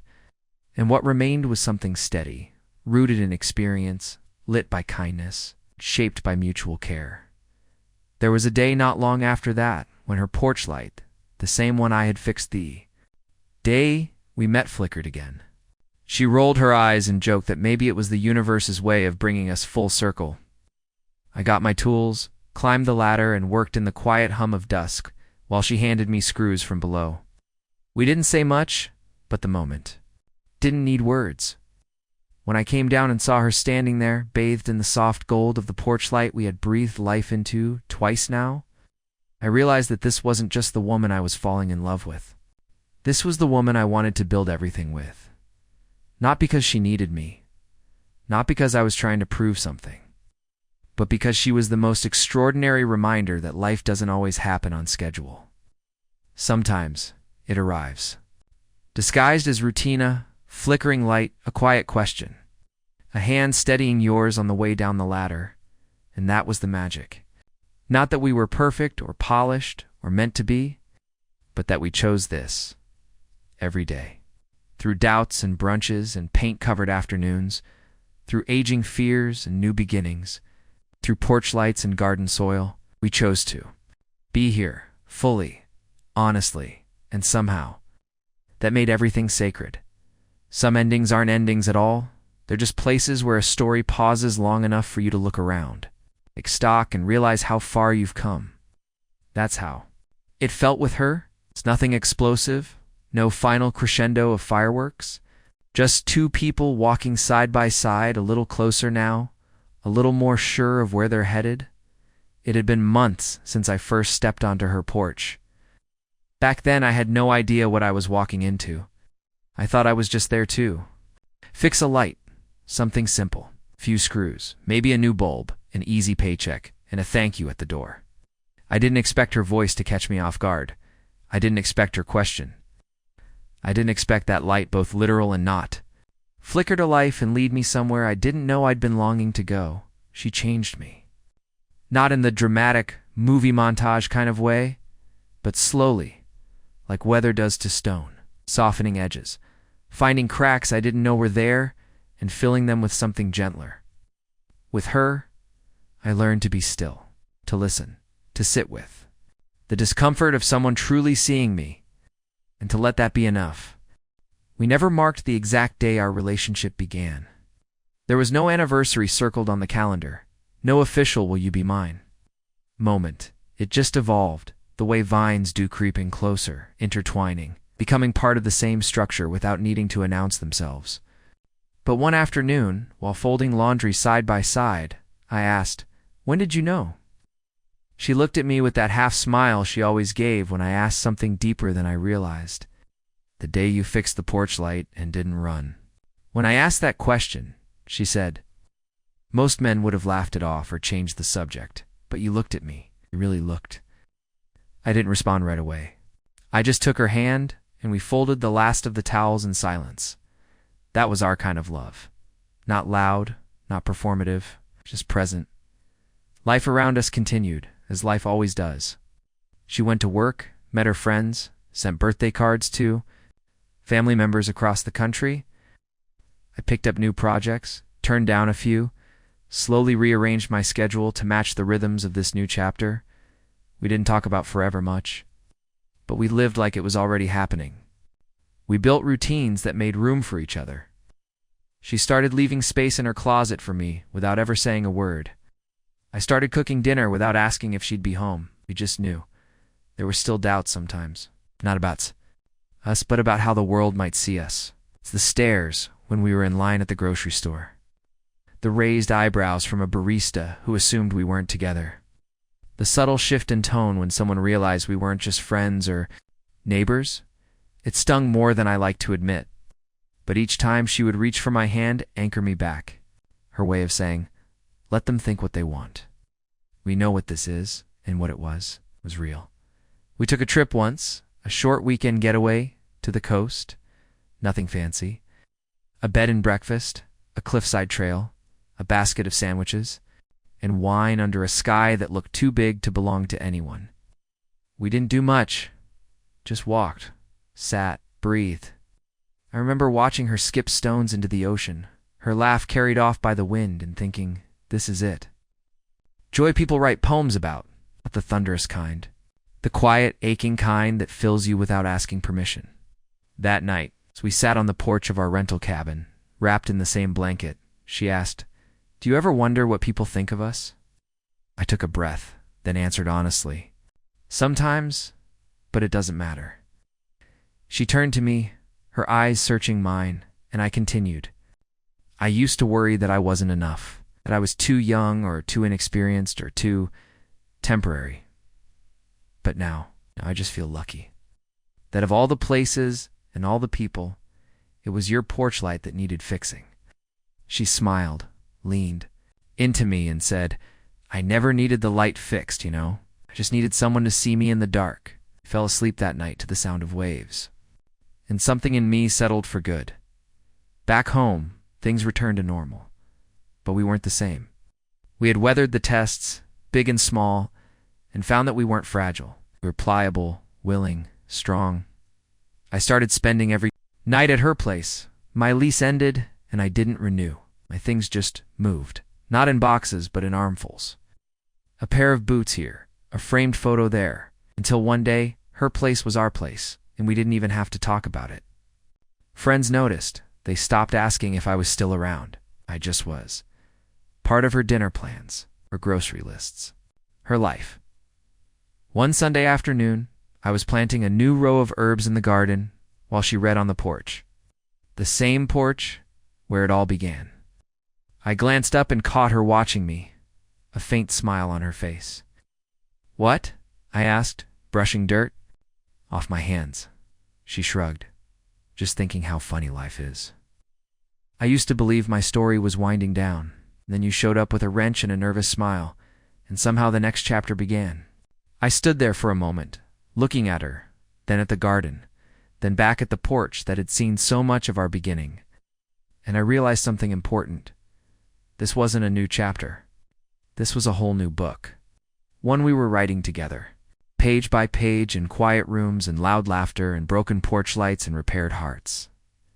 That night, we lit candles in the kitchen and danced to a playlist we made on our second date. Just the two of us swaying slowly, her head against my chest, our future unwritten, but entirely ours. And as the night wore on and the last song played, she whispered something I'll never forget. I don't need promises, just presence. That's what I gave her. Not forever in words, but forever in every single day that followed. Up next, you've got two more standout stories right on your screen. If this one hit the mark, you won't want to pass these up. Just click and check them out. And don't forget to subscribe and turn on the notification bell so you don't miss any upload from us.